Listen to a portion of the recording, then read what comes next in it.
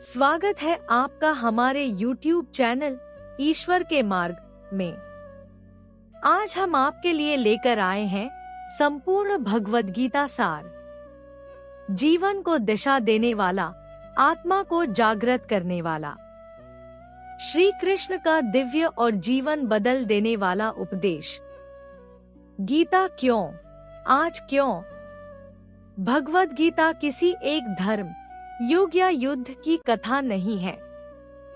यह उस क्षण की आवाज है जब मनुष्य अपने ही भीतर खड़ा होकर स्वयं से प्रश्न करता है, मैं क्या करूं?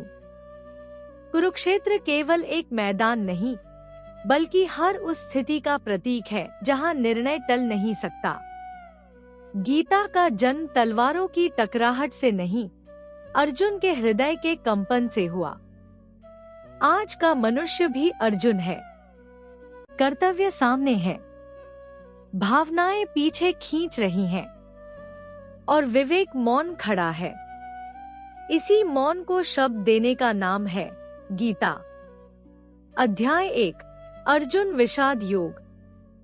महाभारत का युद्ध केवल दो कुलों का संघर्ष नहीं है, बल्कि यह मनुष्य के भीतर चलने वाले नैतिक, भावनात्मक और बौद्धिक द्वंद्व का प्रतीक है।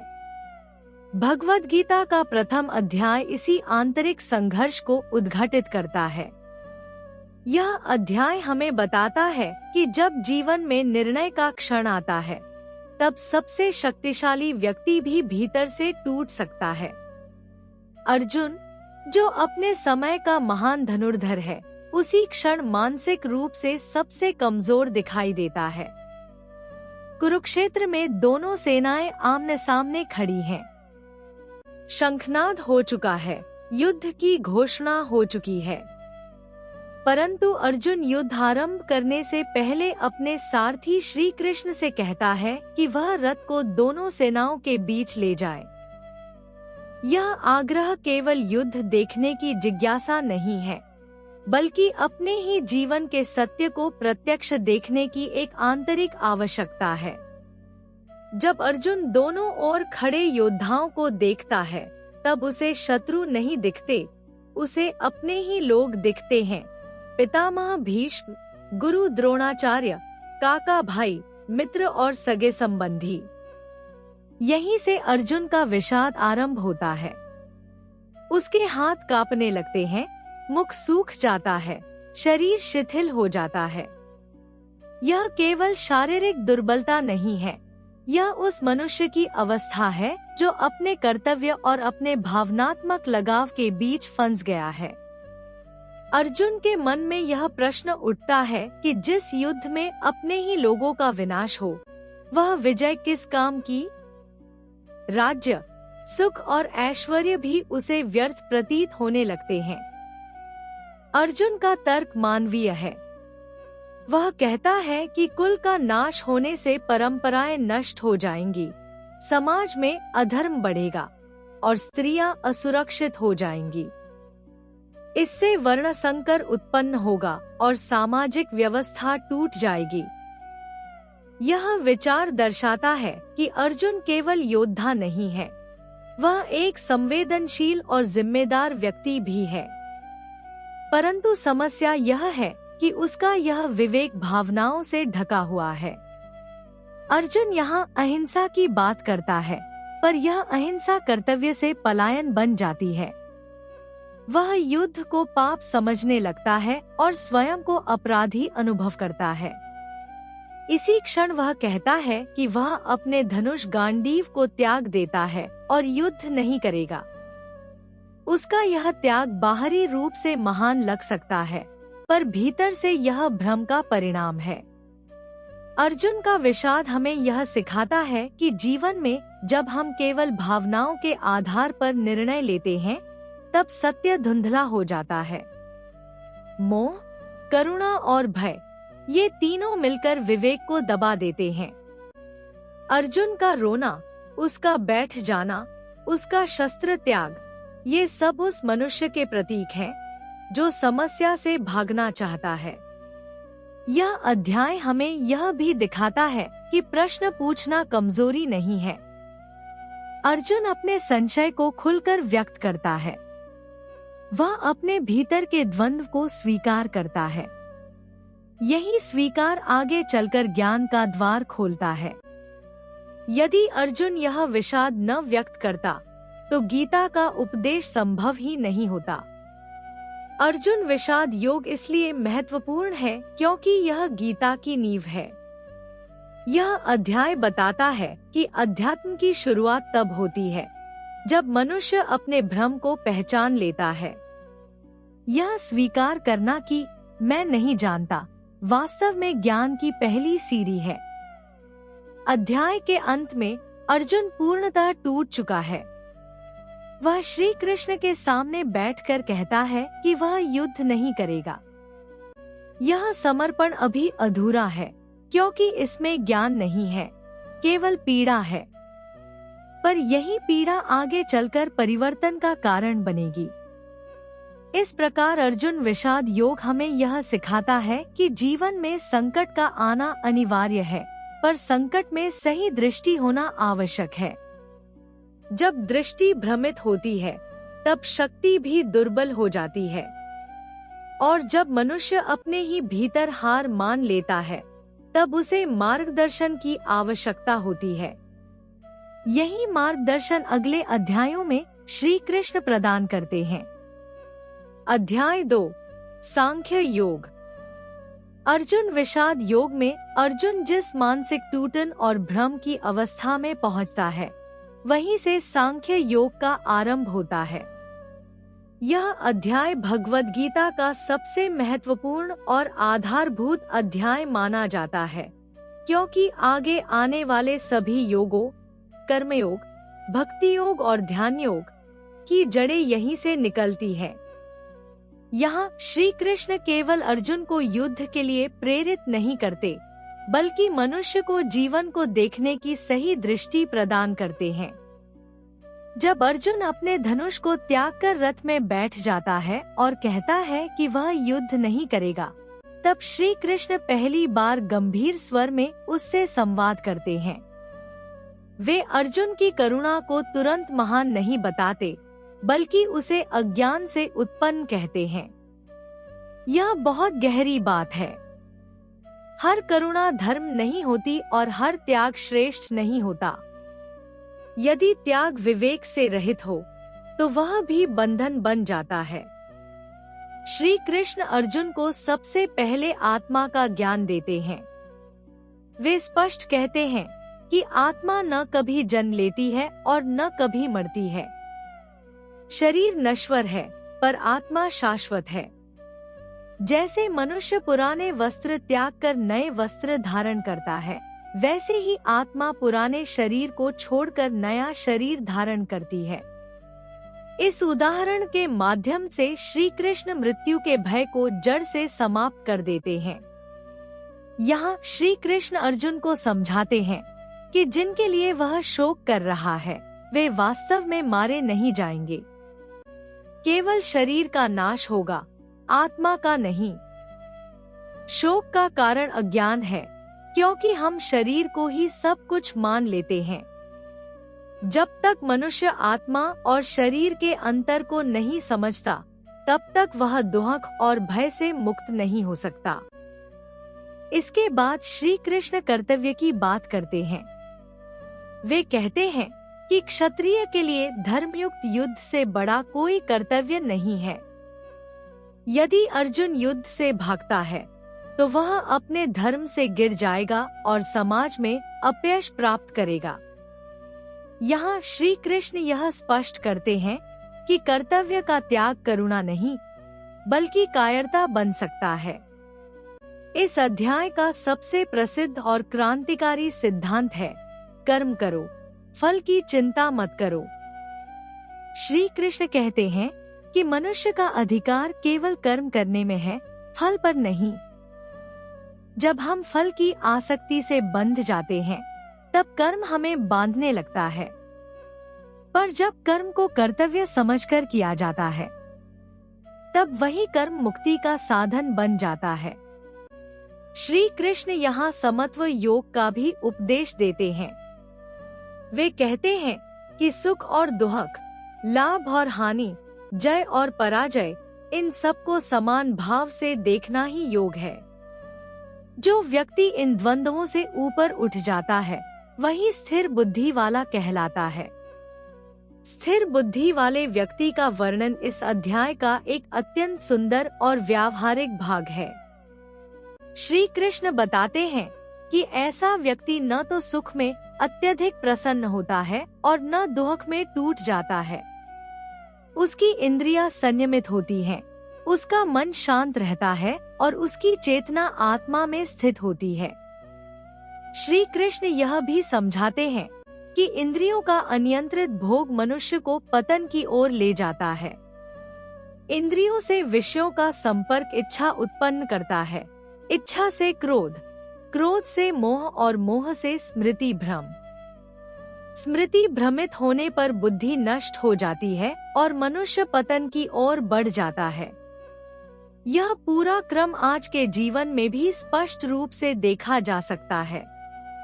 इस अध्याय में श्री कृष्ण ज्ञान और कर्म के संतुलन पर बल देते हैं। वे कहते हैं कि केवल ज्ञान पर्याप्त नहीं है और केवल कर्म भी पर्याप्त नहीं है। ज्ञान से दृष्टि मिलती है और कर्म से जीवन चलता है। जब दोनों एक साथ चलते हैं तभी मनुष्य पूर्णता की ओर बढ़ता है।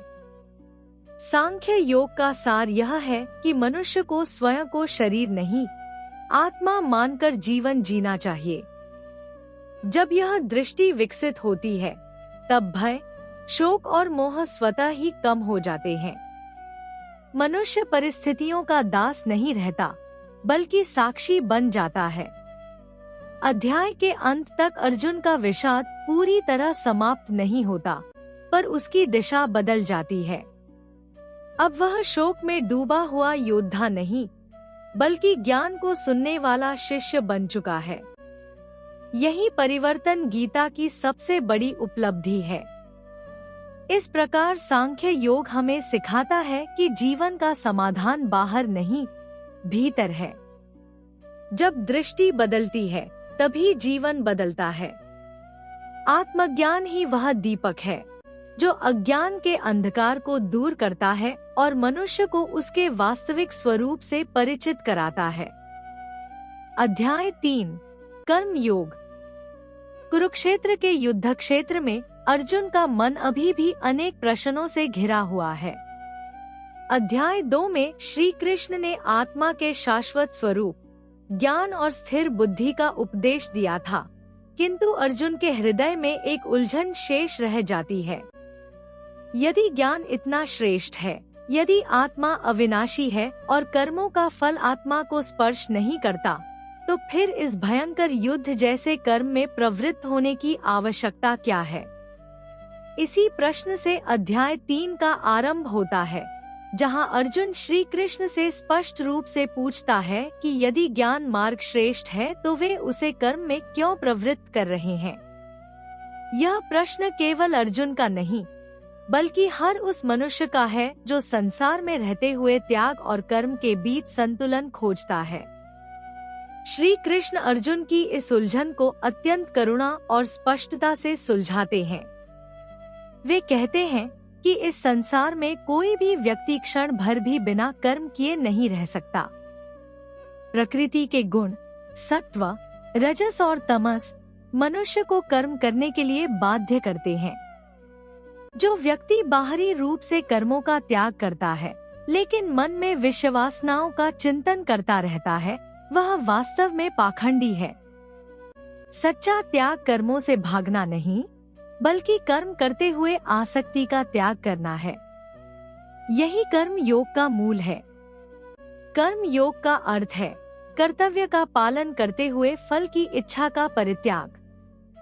श्री कृष्ण स्पष्ट करते हैं कि मनुष्य का अधिकार केवल कर्म करने में है, फल पर नहीं।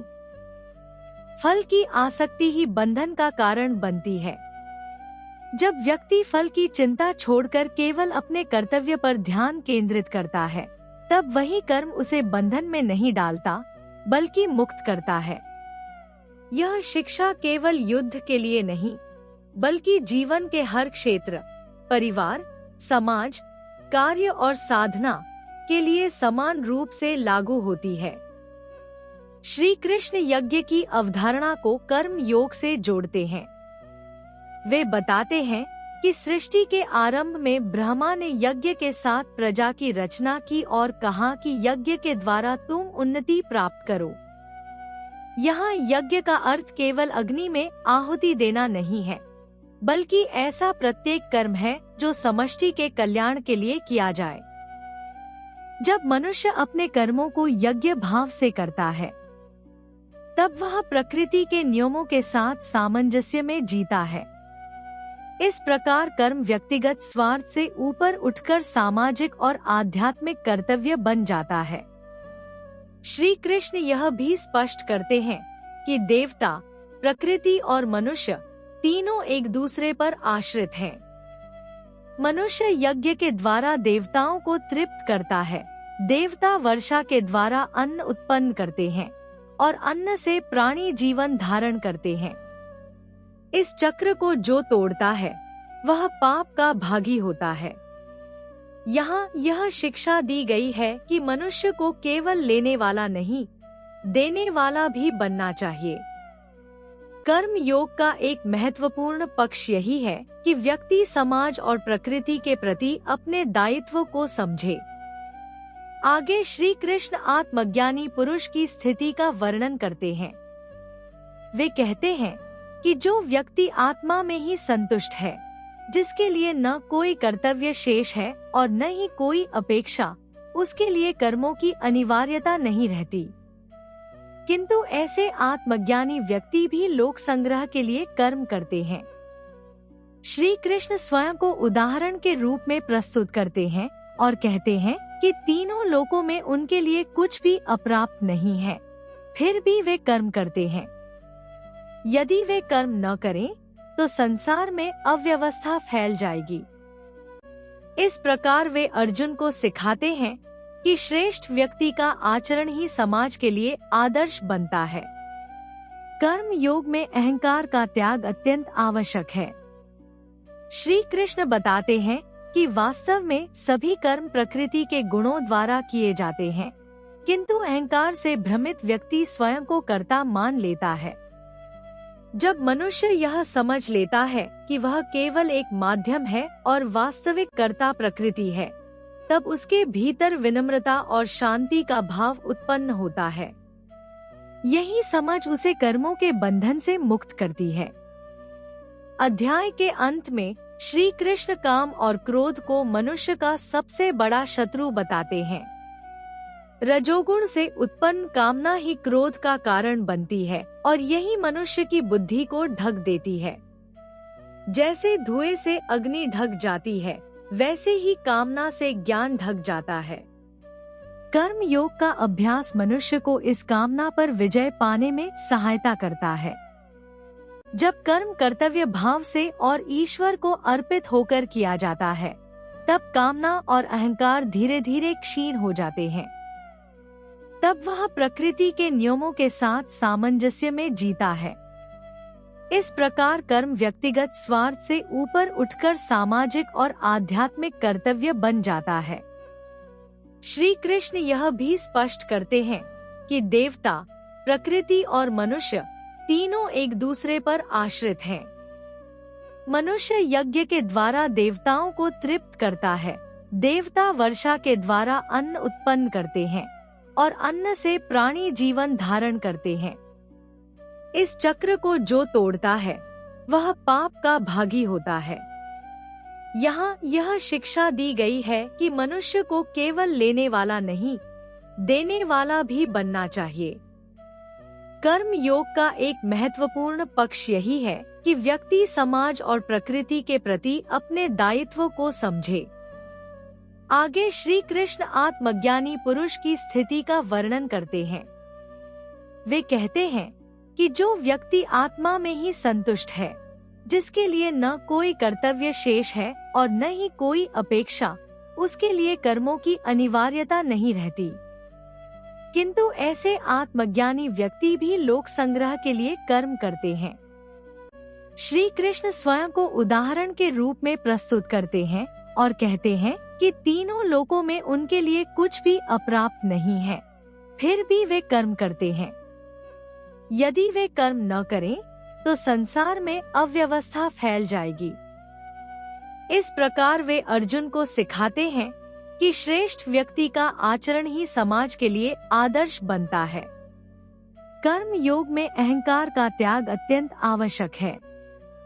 श्री कृष्ण बताते हैं कि वास्तव में सभी कर्म प्रकृति के गुणों द्वारा किए जाते हैं, किंतु अहंकार से भ्रमित व्यक्ति स्वयं को कर्ता मान लेता है। जब मनुष्य यह समझ लेता है कि वह केवल एक माध्यम है और वास्तविक कर्ता प्रकृति है, तब उसके भीतर विनम्रता और शांति का भाव उत्पन्न होता है। यही समझ उसे कर्मों के बंधन से मुक्त करती है। अध्याय के अंत में श्री कृष्ण काम और क्रोध को मनुष्य का सबसे बड़ा शत्रु बताते हैं। रजोगुण से उत्पन्न कामना ही क्रोध का कारण बनती है और यही मनुष्य की बुद्धि को ढक देती है।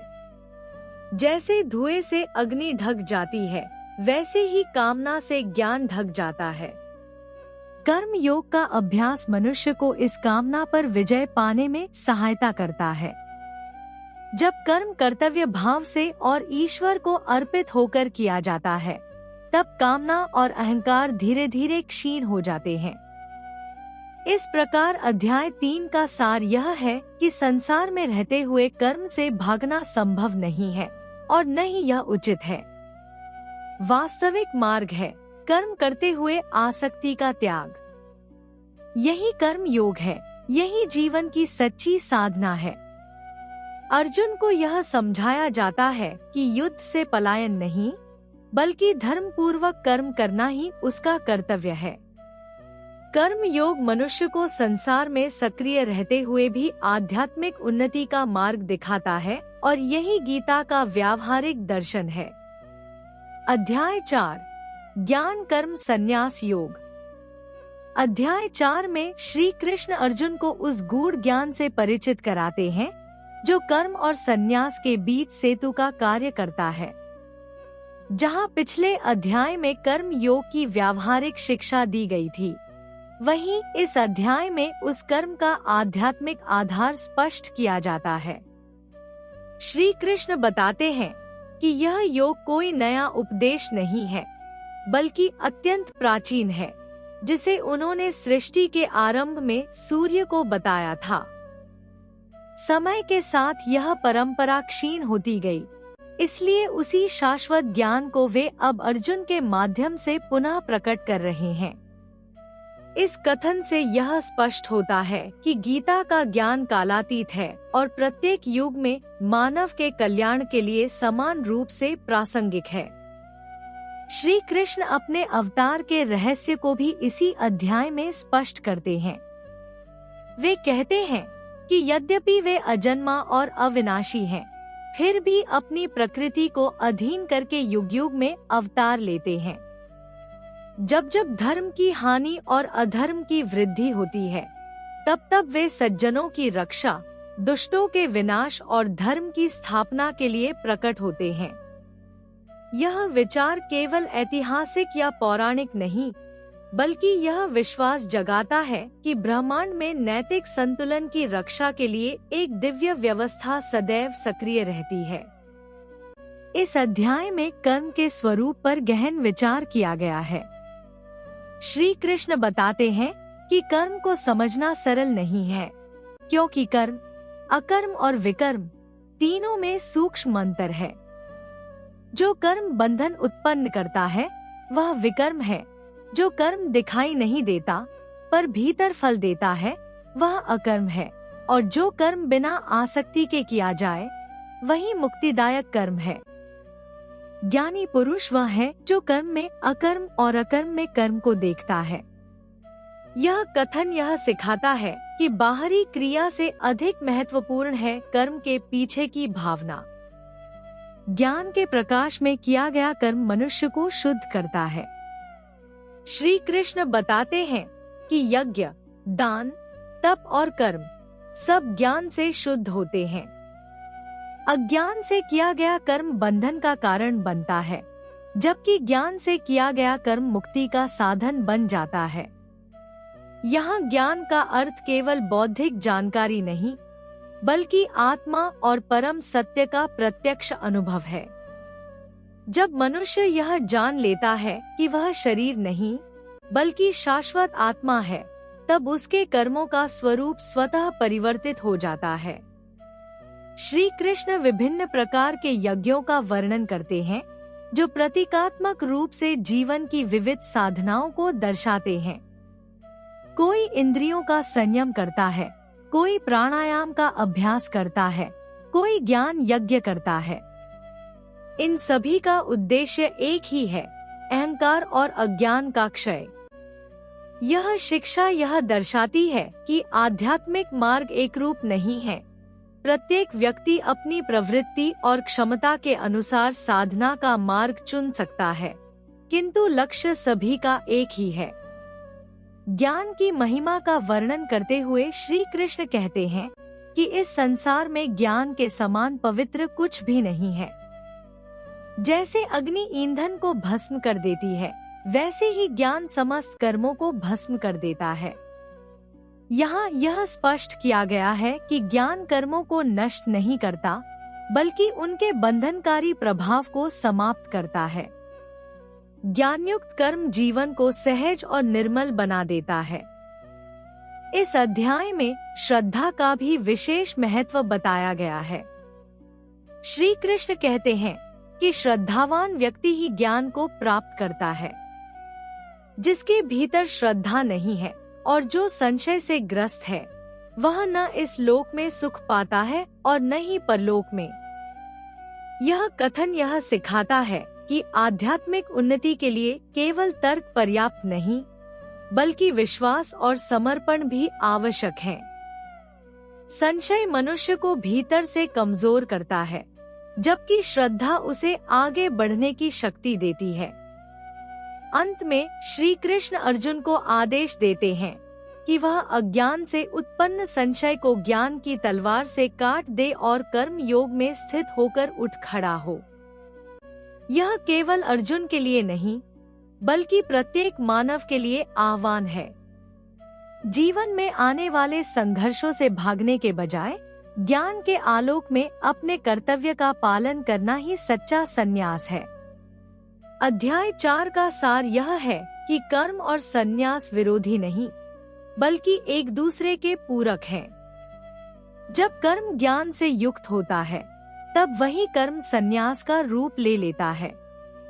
यही ज्ञान कर्म संन्यास योग का गूढ़ संदेश है, जो मनुष्य को संसार में सक्रिय रहते हुए भी आध्यात्मिक स्वतंत्रता प्रदान करता। अध्याय 5 कर्म संन्यास योग। अध्याय 5 में अर्जुन के मन में उठी एक और सूक्ष्म शंका का समाधान किया जाता है। अध्याय 4 में श्री कृष्ण ने ज्ञानयुक्त कर्म की महिमा का वर्णन किया था, किंतु अर्जुन अभी भी यह स्पष्ट रूप से समझना चाहता है कि कर्म संन्यास और कर्म योग, इन दोनों में से कौन सा मार्ग श्रेष्ठ है। वह पूछता है कि यदि संन्यास की प्रशंसा की जाती है, तो फिर कर्म करने का आग्रह क्यों किया जाता है। यह प्रश्न उस द्वंद्व को प्रकट करता है जो सामान्यतः हर साधक के मन में उठता है। क्या संसार से निवृत्त होना अधिक श्रेष्ठ है या संसार में रहते हुए साधना करना। श्री कृष्ण इस प्रश्न का उत्तर अत्यंत संतुलित और व्यावहारिक ढंग से देते हैं। वे स्पष्ट करते हैं कि कर्म संन्यास और कर्म योग दोनों ही मोक्ष के साधन हैं, किंतु कर्म योग अपेक्षाकृत सरल और सुरक्षित मार्ग है। जो व्यक्ति बिना आसक्ति के कर्म करता है, वही सच्चा सन्यासी है और वही सच्चा योगी भी। इस प्रकार श्री कृष्ण बाहरी सन्यास की अपेक्षा आंतरिक सन्यास पर अधिक बल देते हैं। वस्त्र बदल लेना या वन में चले जाना सन्यास नहीं है।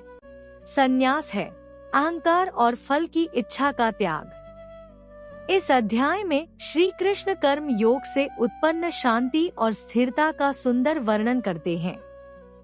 वे बताते हैं कि जो व्यक्ति द्वंद्वों से मुक्त है, जो न किसी से द्वेष करता है और न किसी की कामना करता है, वही वास्तव में मुक्त है।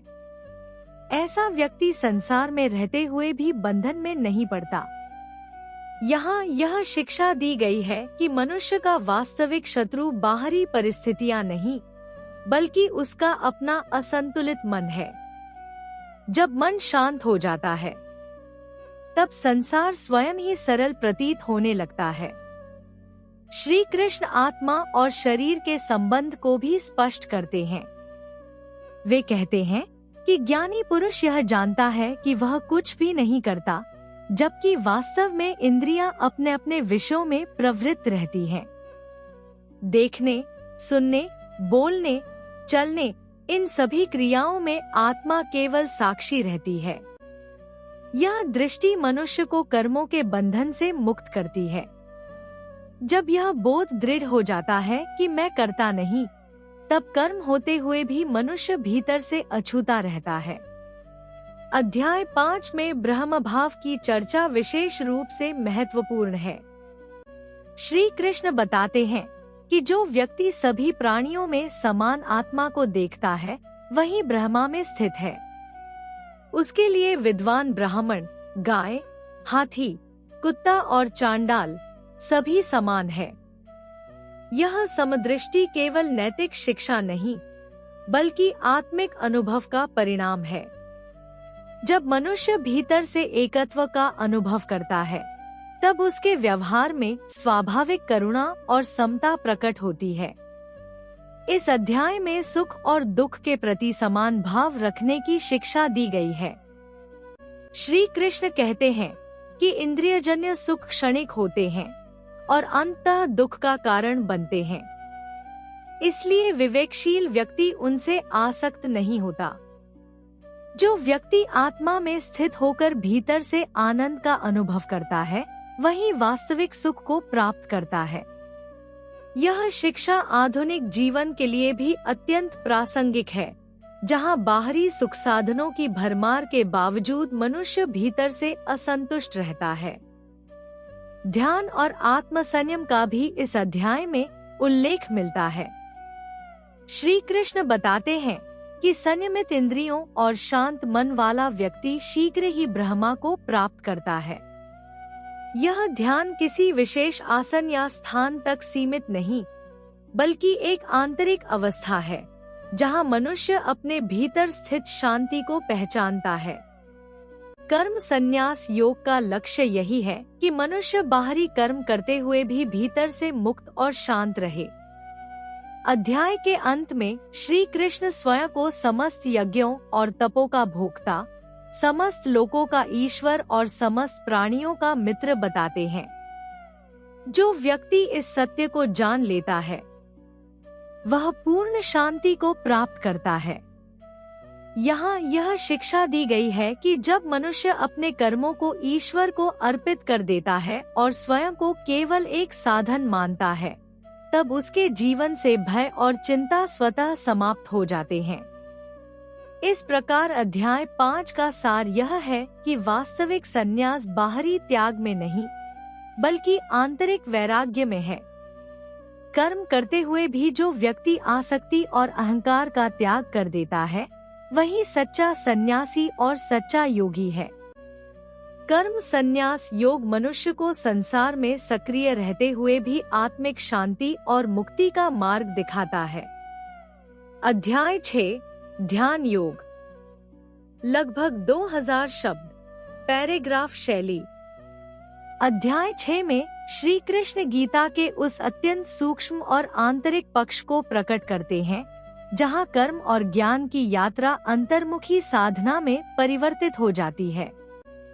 कर्म योग और कर्म संन्यास योग के उपदेश के पश्चात स्वाभाविक प्रश्न यह उठता है कि मनुष्य अपने चंचल मन को कैसे संयमित करे। ध्यान योग इसी प्रश्न का उत्तर है। यह अध्याय केवल साधुओं या सन्यासियों के लिए नहीं, बल्कि उस प्रत्येक व्यक्ति के लिए है जो संसार में रहते हुए मानसिक शांति और आत्मिक स्थिरता की खोज करता है। श्री कृष्ण ध्यान योग की शुरुआत संन्यास की सही परिभाषा से करते हैं। वे कहते हैं कि जो व्यक्ति कर्म के फल का त्याग करता है वही सच्चा सन्यासी और सच्चा योगी है। केवल अग्नि का त्याग या कर्मों का परित्याग योग नहीं कहलाता। यहाँ फिर से यह स्पष्ट किया जाता है कि गीता का योग पलायन नहीं बल्कि संतुलन का मार्ग है। मनुष्य को कर्म करते हुए ही अपने मन को संयमित करना होता है। इस अध्याय में मन की भूमिका को अत्यंत गहराई से समझाया गया है। श्री कृष्ण कहते हैं कि मन ही मनुष्य का मित्र भी है और शत्रु भी। जिसने मन को वश में कर लिया उसके लिए मन मित्र बन जाता है, और जिसने मन को अनियंत्रित छोड़ दिया उसके लिए वही मन शत्रु बन जाता है।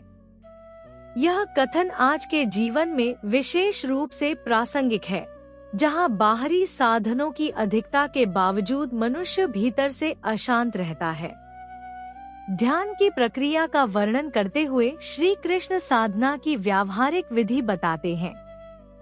वे कहते हैं कि योगी को एकांत स्थान में शुद्ध भूमि पर न बहुत ऊंचे और न बहुत नीचे आसन पर बैठना चाहिए। शरीर, गर्दन और सिर को सीधा रखते हुए दृष्टि को नासिका के अग्रभाग पर स्थिर करके मन को शांत और नियंत्रित करना चाहिए। यहाँ ध्यान को किसी रहस्यमय प्रक्रिया के रूप में नहीं बल्कि अनुशासित अभ्यास के रूप में प्रस्तुत किया गया है। श्री कृष्ण यह भी स्पष्ट करते हैं कि ध्यान में अति किसी भी रूप में बाधक है।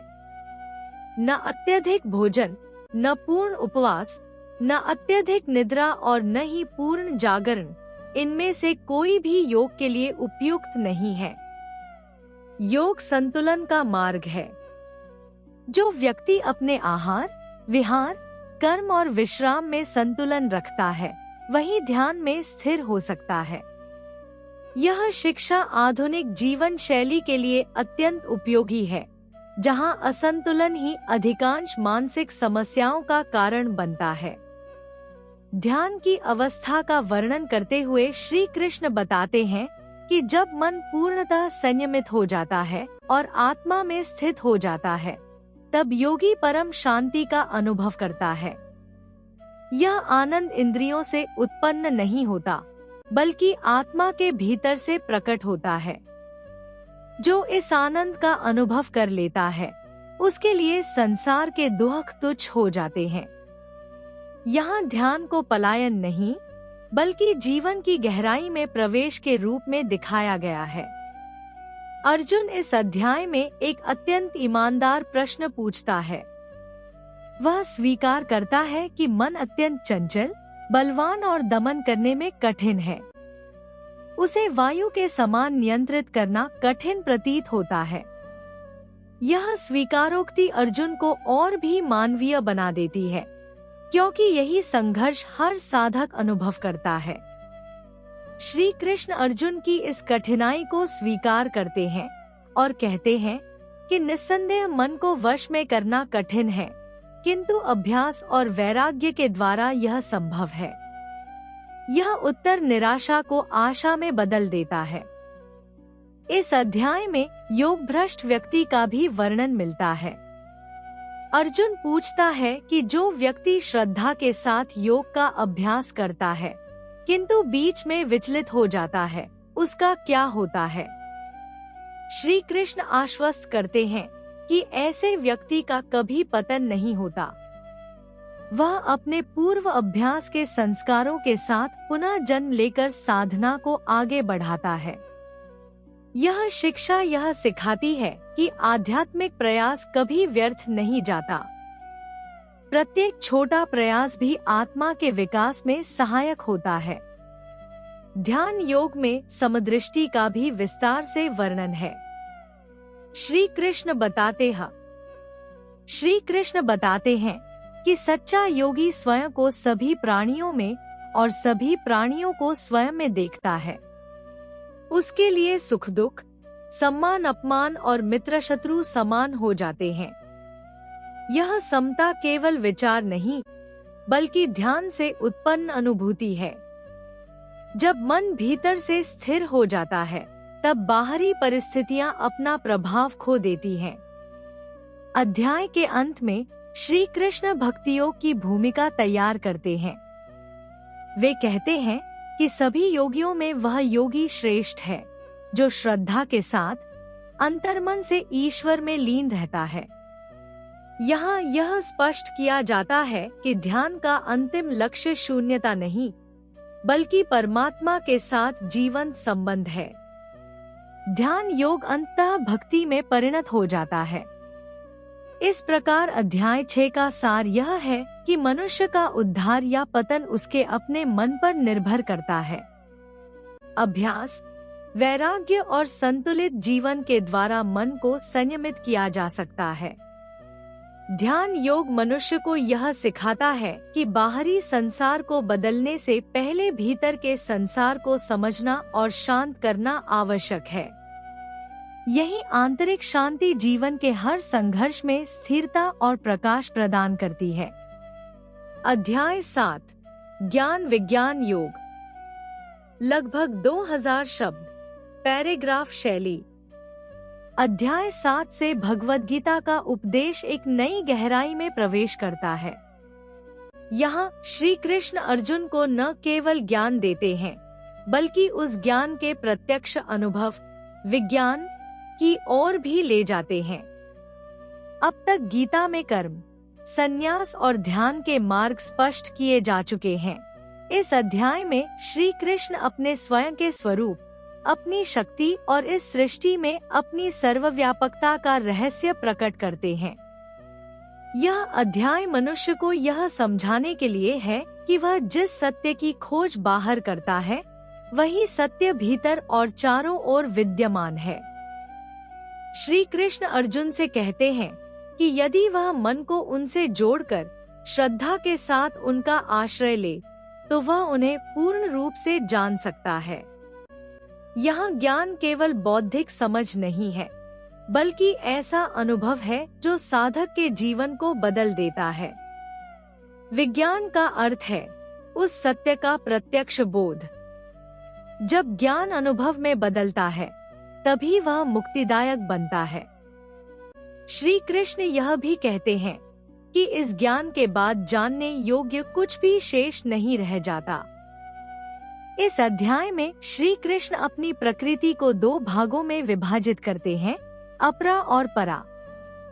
पृथ्वी, जल, अग्नि, वायु, आकाश, मन, बुद्धि और अहंकार, ये सब उनकी अपरा प्रकृति है। इसके अतिरिक्त जीवात्मा उनकी परा प्रकृति है, जो इस संपूर्ण जगत को धारण किए हुए है। इस विवेचन से यह स्पष्ट होता है कि पदार्थ और चेतना अलग नहीं है, दोनों एक ही परम सत्य के विभिन्न रूप हैं। यह दृष्टि मनुष्य को भौतिक और आध्यात्मिक जीवन के बीच की दूरी को पाटने में सहायता करती है। श्री कृष्ण बताते हैं कि समस्त सृष्टि उन्हीं से उत्पन्न होती है, उन्हीं में स्थित रहती है और अंततः उन्हीं में लीन हो जाती है। वे स्वयं को जगत का बीज बताते हैं।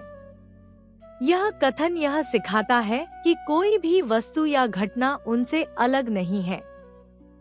जब मनुष्य इस सत्य को स्वीकार कर लेता है, तब उसका दृष्टिकोण बदल जाता है। वह जीवन की घटनाओं को केवल संयोग या दुर्भाग्य नहीं, बल्कि एक व्यापक दिव्य व्यवस्था का भाग मानने लगता है। अध्याय 7 में माया की अवधारणा का भी महत्वपूर्ण वर्णन है। श्री कृष्ण कहते हैं कि उनकी माया, जो त्रिगुणात्मक है, को पार करना अत्यंत कठिन है। सत्व, रजस और तमस, ये तीनों गुण मनुष्य को बांध कर रखते हैं। किंतु जो व्यक्ति उनकी शरण में आ जाता है, वह इस माया को पार कर जाता है। यहाँ यह स्पष्ट किया गया है कि मुक्ति केवल व्यक्तिगत प्रयास से नहीं, बल्कि ईश्वर की कृपा से संभव होती है। प्रयास और समर्पण दोनों का संतुलन आवश्यक है। श्री कृष्ण 4 प्रकार के भक्तों का वर्णन करते हैं: आर्त, जिज्ञासु, अर्थार्थी और ज्ञानी। इनमें से ज्ञानी भक्त को वे विशेष प्रिय बताते हैं, क्योंकि वह प्रेम और ज्ञान दोनों से उनसे जुड़ा होता है। यह वर्गीकरण यह सिखाता है कि भक्ति के मार्ग पर आने का कारण चाहे जो भी हो, अंततः साधक का लक्ष्य ईश्वर से एकत्व ही होना चाहिए। कोई दुख से प्रेरित होकर आता है, कोई जिज्ञासा से, कोई लाभ की कामना से, पर जब भक्ति परिपक्व होती है तब वह निस्वार्थ हो जाती है। इस अध्याय में यह भी स्पष्ट किया गया है कि क्यों अधिकांश लोग ईश्वर को नहीं पहचान पाते। श्री कृष्ण कहते हैं कि उनकी योगमाया के कारण वे सबको प्रत्यक्ष दिखाई नहीं देते। जो लोग कामना, क्रोध और मोह में डूबे रहते हैं, उनकी दृष्टि ढकी रहती है। केवल वही लोग उन्हें जान पाते हैं जिनके पाप नष्ट हो चुके होते हैं और जो दृढ़ संकल्प के साथ धर्म का आचरण करते हैं। यह शिक्षा आत्मशुद्धि के महत्व को रेखांकित करती है। श्री कृष्ण यह भी बताते हैं कि जो लोग अन्य देवताओं की उपासना करते हैं, वे भी वास्तव में उन्हीं की उपासना करते हैं, किंतु अपूर्ण समझ के कारण वे उन भक्तों की श्रद्धा को स्थिर करते हैं, किंतु फल सीमित होता है। यहाँ यह नहीं कहा गया कि अन्य उपासनाएं गलत है, बल्कि यह कि उनका लक्ष्य सीमित होता है। जो व्यक्ति परम सत्य को जान लेता है, वह अस्थायी फल के बजाय शाश्वत शांति की ओर अग्रसर होता है। अध्याय के अंत में श्री कृष्ण अर्जुन को यह आश्वासन देते हैं कि जो व्यक्ति उन्हें आदि, मध्य और अंत के रूप में जानता है, वही वास्तव में ज्ञानी है। ऐसा व्यक्ति जन्म मृत्यु के चक्र से मुक्त होने का मार्ग पा लेता है। यह ज्ञान केवल मृत्यु के समय नहीं, बल्कि जीवन के प्रत्येक क्षण में साधक को निर्भय और स्थिर बनाता है। इस प्रकार अध्याय 7 का सार यह है कि परम सत्य को जानना केवल विचार का विषय नहीं, बल्कि अनुभव का विषय है। जब मनुष्य श्रद्धा, साधना और समर्पण के साथ उस सत्य से जुड़ता है, तब ज्ञान विज्ञान में बदल जाता है।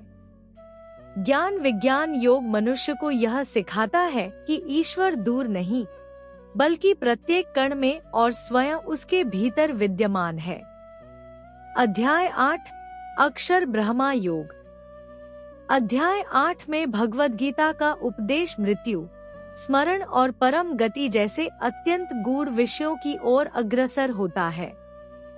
अध्याय 7 में श्री कृष्ण ने अपने स्वरूप, माया और भक्ति का रहस्य प्रकट किया था। उसी क्रम में अर्जुन के मन में कुछ मौलिक प्रश्न उठते हैं। ब्रह्मा क्या है? अध्यात्म क्या है? कर्म क्या है? अधिभूत और अधिदैव क्या है? तथा मृत्यु के समय मनुष्य किसे स्मरण करता है और उसका क्या परिणाम होता है? ये प्रश्न केवल दार्शनिक नहीं, बल्कि जीवन की अंतिम सच्चाई से जुड़े हुए हैं। श्री कृष्ण अर्जुन के प्रश्नों का उत्तर अत्यंत स्पष्ट और क्रमबद्ध रूप से देते हैं। वे बताते हैं कि अक्षर ब्रह्मा वह परम सत्य है जो अविनाशी और शाश्वत है। अध्यात्म जीव का स्वभाव है और कर्म वह क्रिया है जिसके द्वारा प्राणियों का जन्म और जीवन संचालित होता है।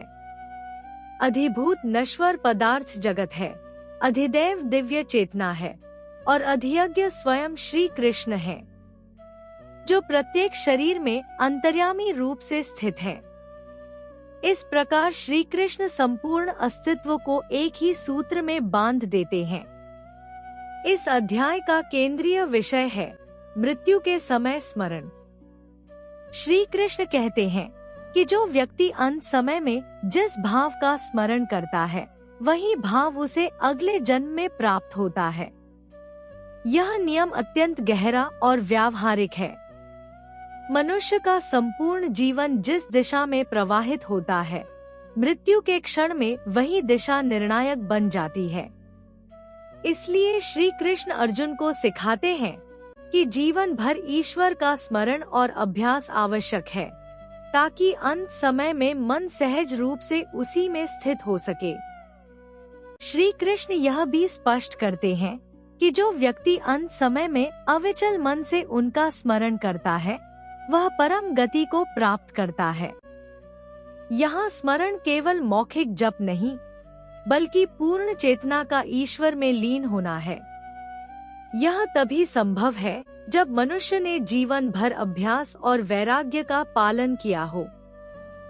इस प्रकार मृत्यु कोई आकस्मिक घटना नहीं बल्कि जीवन भर की साधना का परिणाम बन जाती है। इस अध्याय में ध्यान और प्राण के मार्ग का भी वर्णन मिलता है। श्री कृष्ण बताते हैं कि योगी किस प्रकार इंद्रियों को संयमित करके, मन को हृदय में स्थिर करके और प्राण को मस्तक में स्थित करके परम ब्रह्मा का स्मरण करता है। यह वर्णन यह स्पष्ट करता है कि योग और भक्ति एक दूसरे से अलग नहीं है। ध्यान भक्ति को गहरा करता है और भक्ति ध्यान को सहज बनाती है। श्री कृष्ण सृष्टि के चक्र का भी वर्णन करते हैं। वे बताते हैं कि ब्रह्मा के एक दिन में असंख्य युग बीत जाते हैं और रात्रि में समस्त प्राणी अव्यक्त में लीन हो जाते हैं। यह चक्र अनादि काल से चलता आ रहा है, किंतु इन सब चक्रों से परे एक अव्यक्त अविनाशी परम धाम है जहाँ पहुँचने के बाद पुनः जन्म नहीं होता। यही परम गति है, यही अक्षर ब्रह्मा का लोक है। इस अध्याय में दो मार्गों, शुक्ल मार्ग और कृष्ण मार्ग का वर्णन भी किया गया है। जो योगी प्रकाश, उत्तरायण और देवयान के मार्ग से देह त्याग करता है वह ब्रह्मा को प्राप्त करता है। जो धूम, दक्षिणायन और पितृयान के मार्ग से जाता है वह पुनः जन्म को प्राप्त होता है। यहाँ इन मार्गों को केवल खगोलीय घटनाओं के रूप में नहीं बल्कि चेतना की अवस्थाओं के प्रतीक के रूप में समझना चाहिए। यह शिक्षा यह दर्शाती है कि मनुष्य की आंतरिक स्थिति ही उसकी अंतिम गति को निर्धारित करती है। श्री कृष्ण अंत में अर्जुन को आश्वस्त करते हैं कि जो व्यक्ति इस ज्ञान को जान लेता है वह वेदों, यज्ञों, तप और दानों के फलों से भी ऊपर उठ जाता है। इस अध्याय का उद्देश्य भय उत्पन्न करना नहीं बल्कि जीवन को सजग बनाना है। मृत्यु को स्मरण कराना इसलिए आवश्यक है ताकि मनुष्य जीवन को अधिक अर्थपूर्ण और जागरूकता के साथ जी सके। अध्याय 8 का सार यह है कि जीवन और मृत्यु एक ही साधना की दो कड़ियां हैं। जो व्यक्ति जीवन भर ईश्वर का स्मरण, कर्तव्य पालन और आत्म संयम करता है उसके लिए मृत्यु भय का नहीं बल्कि परम शांति की ओर प्रवेश द्वार बन जाती है। अक्षर ब्रह्मा योग मनुष्य को यह सिखाता है कि नश्वर संसार में रहते हुए भी अविनाशी सत्य से कैसे जुड़ा जाए और कैसे अंतिम क्षण को भी साधना का शिखर बनाया जाए। अध्याय 9 राजविद्या राजगुह्य योग।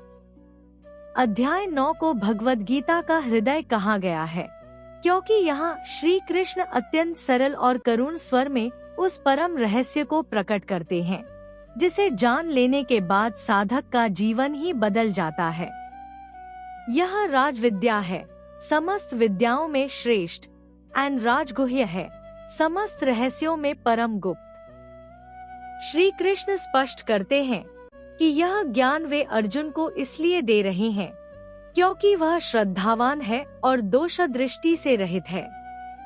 यह संकेत करता है कि आध्यात्मिक सत्य को ग्रहण करने के लिए मन की निर्मलता आवश्यक है। श्री कृष्ण इस अध्याय की शुरुआत यह कहकर करते हैं कि यह ज्ञान अत्यंत पवित्र है, प्रत्यक्ष अनुभव कराने वाला है और सरलता से पालन किया जा सकने वाला है। यह कोई कठिन दार्शनिक तर्क नहीं बल्कि जीवन में उतारा जा सकने वाला सत्य है। वे बताते हैं कि समस्त जगत उन्हीं से व्याप्त है किंतु वे स्वयं उसमें आसक्त नहीं है। जैसे आकाश सब में स्थित होकर भी किसी से बंधा नहीं होता वैसे ही परमात्मा संसार में स्थित होकर भी उससे परे रहता है। यह दृष्टि ईश्वर और संसार के संबंध को अत्यंत संतुलित रूप में प्रस्तुत करती है। इस अध्याय में श्री कृष्ण अपनी ईश्वरीय सत्ता और माया के रहस्य को और अधिक स्पष्ट करते हैं। वे कहते हैं कि समस्त प्राणी उनकी प्रकृति में उत्पन्न होते हैं और प्रलय के समय उसी में लीन हो जाते हैं। यह सृष्टि चक्र उनके अधीन चलता है, किंतु वे इन कर्मों से बंधते नहीं हैं। यहाँ यह शिक्षा दी गई है कि परम सत्ता कर्मों से अछूती रहते हुए भी समस्त कर्मों की आधारशिला होती है। श्री कृष्ण उन लोगों की भी चर्चा करते हैं जो उनके वास्तविक स्वरूप को नहीं पहचान पाते। अहंकार, अज्ञान और आसुरी प्रवृत्ति के कारण वे ईश्वर को सामान्य मनुष्य के रूप में देखते हैं और उनके उपदेश को तुच्छ समझते हैं। इसके विपरीत महात्मा जन दिव्य प्रकृति का आश्रय लेकर अनन्य भाव से उनकी भक्ति करते हैं। यह भक्ति किसी भय या स्वार्थ से नहीं, बल्कि प्रेम और समर्पण से उत्पन्न होती है। अध्याय 9 में भक्ति की महिमा अपने सर्वोच्च रूप में प्रकट होती है। श्री कृष्ण कहते हैं कि जो व्यक्ति प्रेम पूर्वक उन्हें पत्र, पुष्प, फल या जल भी अर्पित करता है, वे उसे स्वीकार करते हैं। यहाँ भक्ति को बाहरी वैभव से नहीं, बल्कि हृदय की भावना से जोड़ा गया है। यह शिक्षा यह स्पष्ट करती है कि ईश्वर तक पहुँचने का मार्ग सभी के लिए खुला है, चाहे वह किसी भी जाति, वर्ग या स्थिति का हो।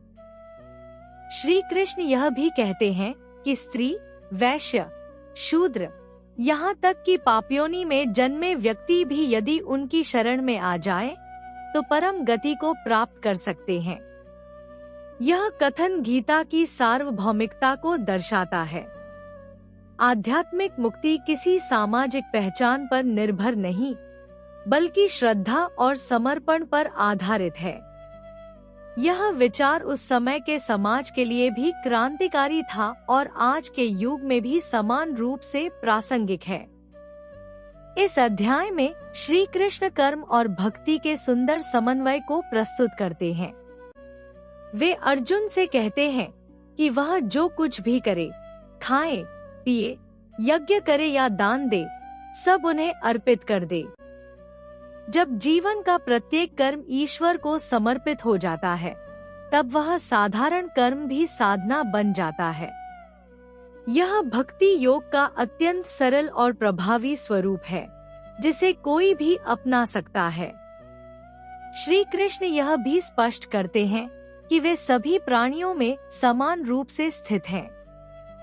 न कोई उनका प्रिय है, न अप्रिय, किंतु जो प्रेम और भक्ति से उन्हें भजता है, वह उनके निकट होता है और वे उसके निकट होते हैं। यह विरोधाभास नहीं, बल्कि प्रेम का स्वाभाविक नियम है। जहाँ प्रेम होता है, वहाँ दूरी स्वतः समाप्त हो जाती है। अध्याय 9 में भक्ति के फल का भी सुंदर वर्णन है। जो व्यक्ति निरंतर ईश्वर का स्मरण करता है, उसका मन स्थिर हो जाता है और वह शीघ्र ही धर्मात्मा बन जाता है। श्री कृष्ण अर्जुन को आश्वस्त करते हैं कि उनका भक्त कभी नष्ट नहीं होता। यह वाक्य गीता के सबसे सांत्वनादायक और आश्वस्तिदायक वचनों में से एक है। यह भय और असुरक्षा से घिरे मानव मन को गहरी शांति प्रदान करता है। अध्याय के अंत में श्री कृष्ण अर्जुन से कहते हैं कि वह मन, बुद्धि और आत्मा से उन्हें समर्पित हो जाए। यही राजविद्या और राजगुह्य का सार है।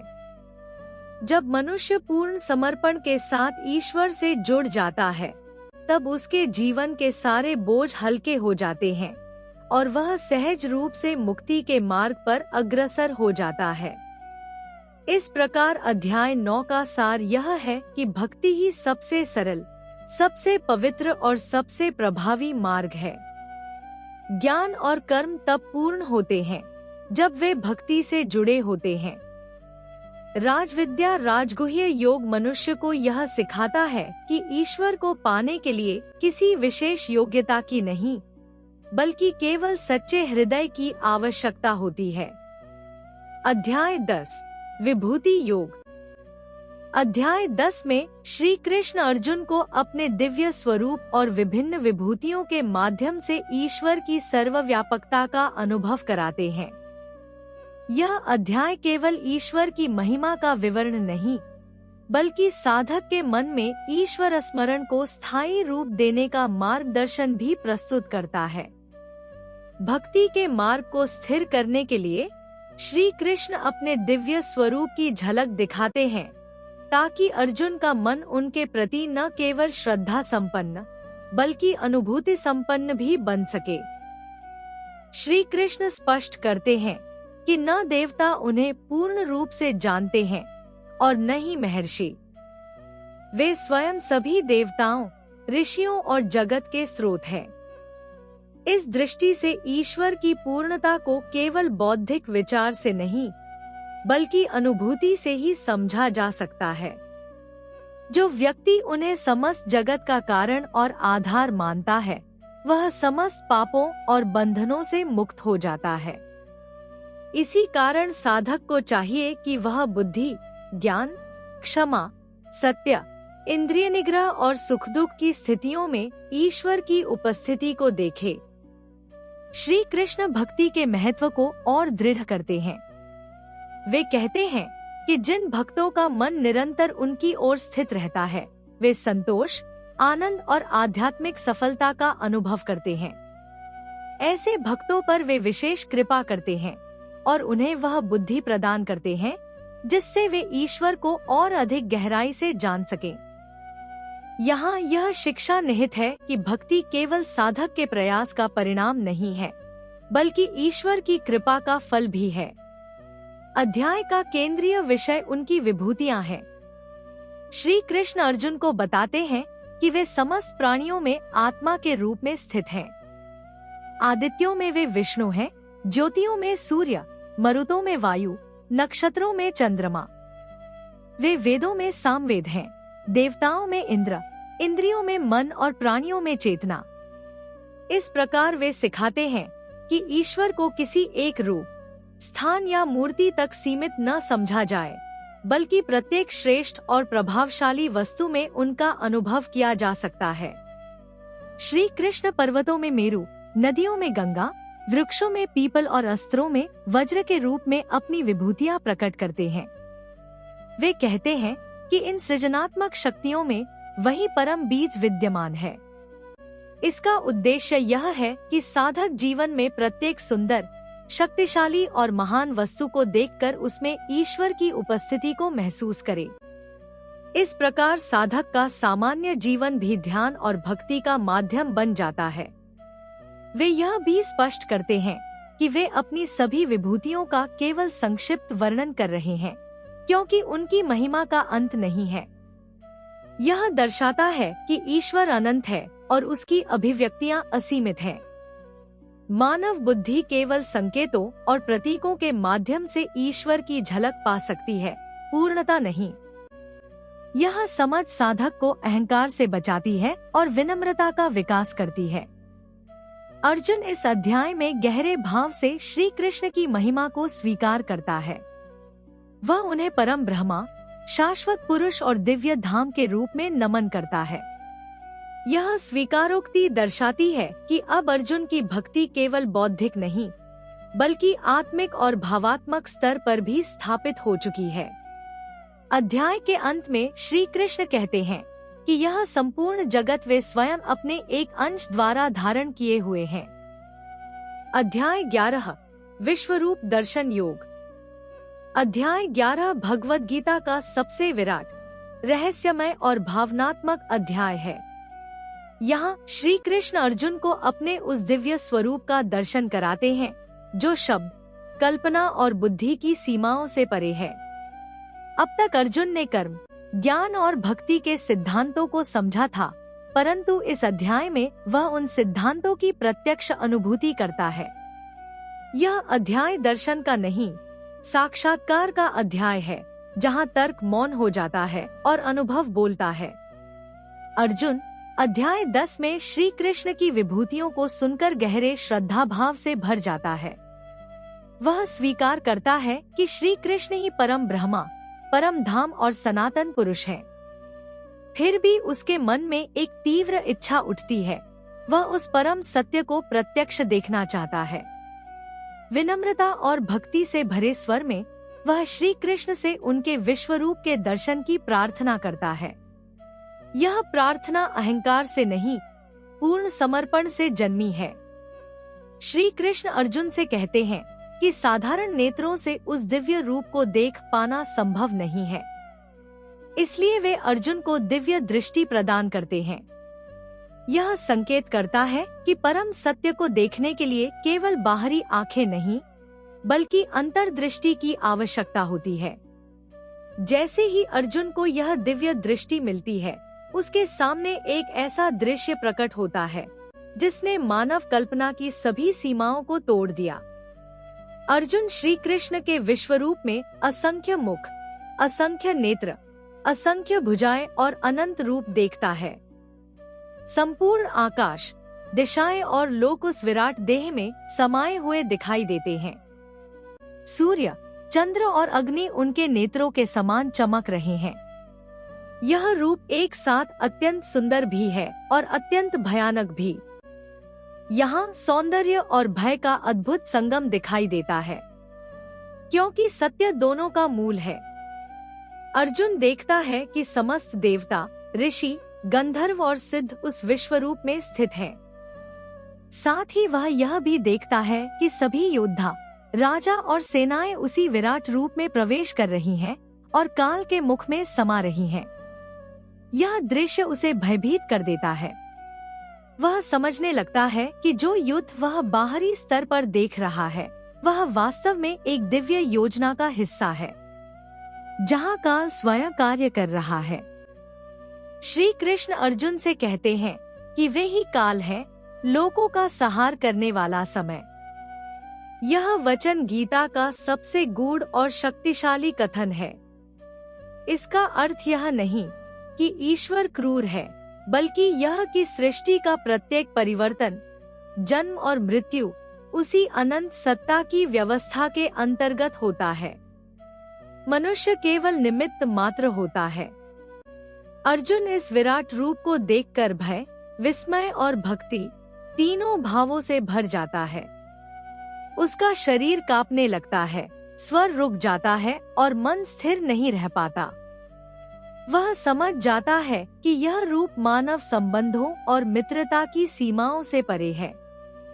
इसलिए वह श्री कृष्ण से क्षमा मांगता है कि उसने उन्हें सखा समझकर कभी उपेक्षा की हो या साधारण व्यवहार किया हो।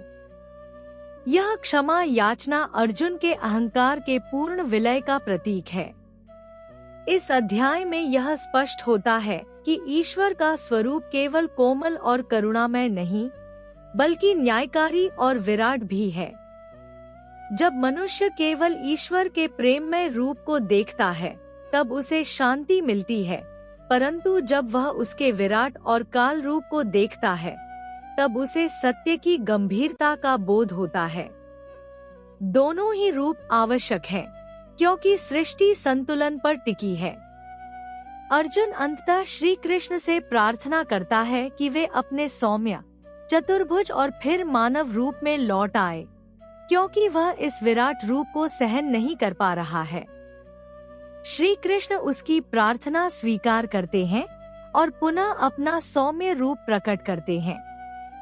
यह क्षण दर्शाता है कि ईश्वर भक्त की क्षमता और अवस्था के अनुसार स्वयं को प्रकट करता है।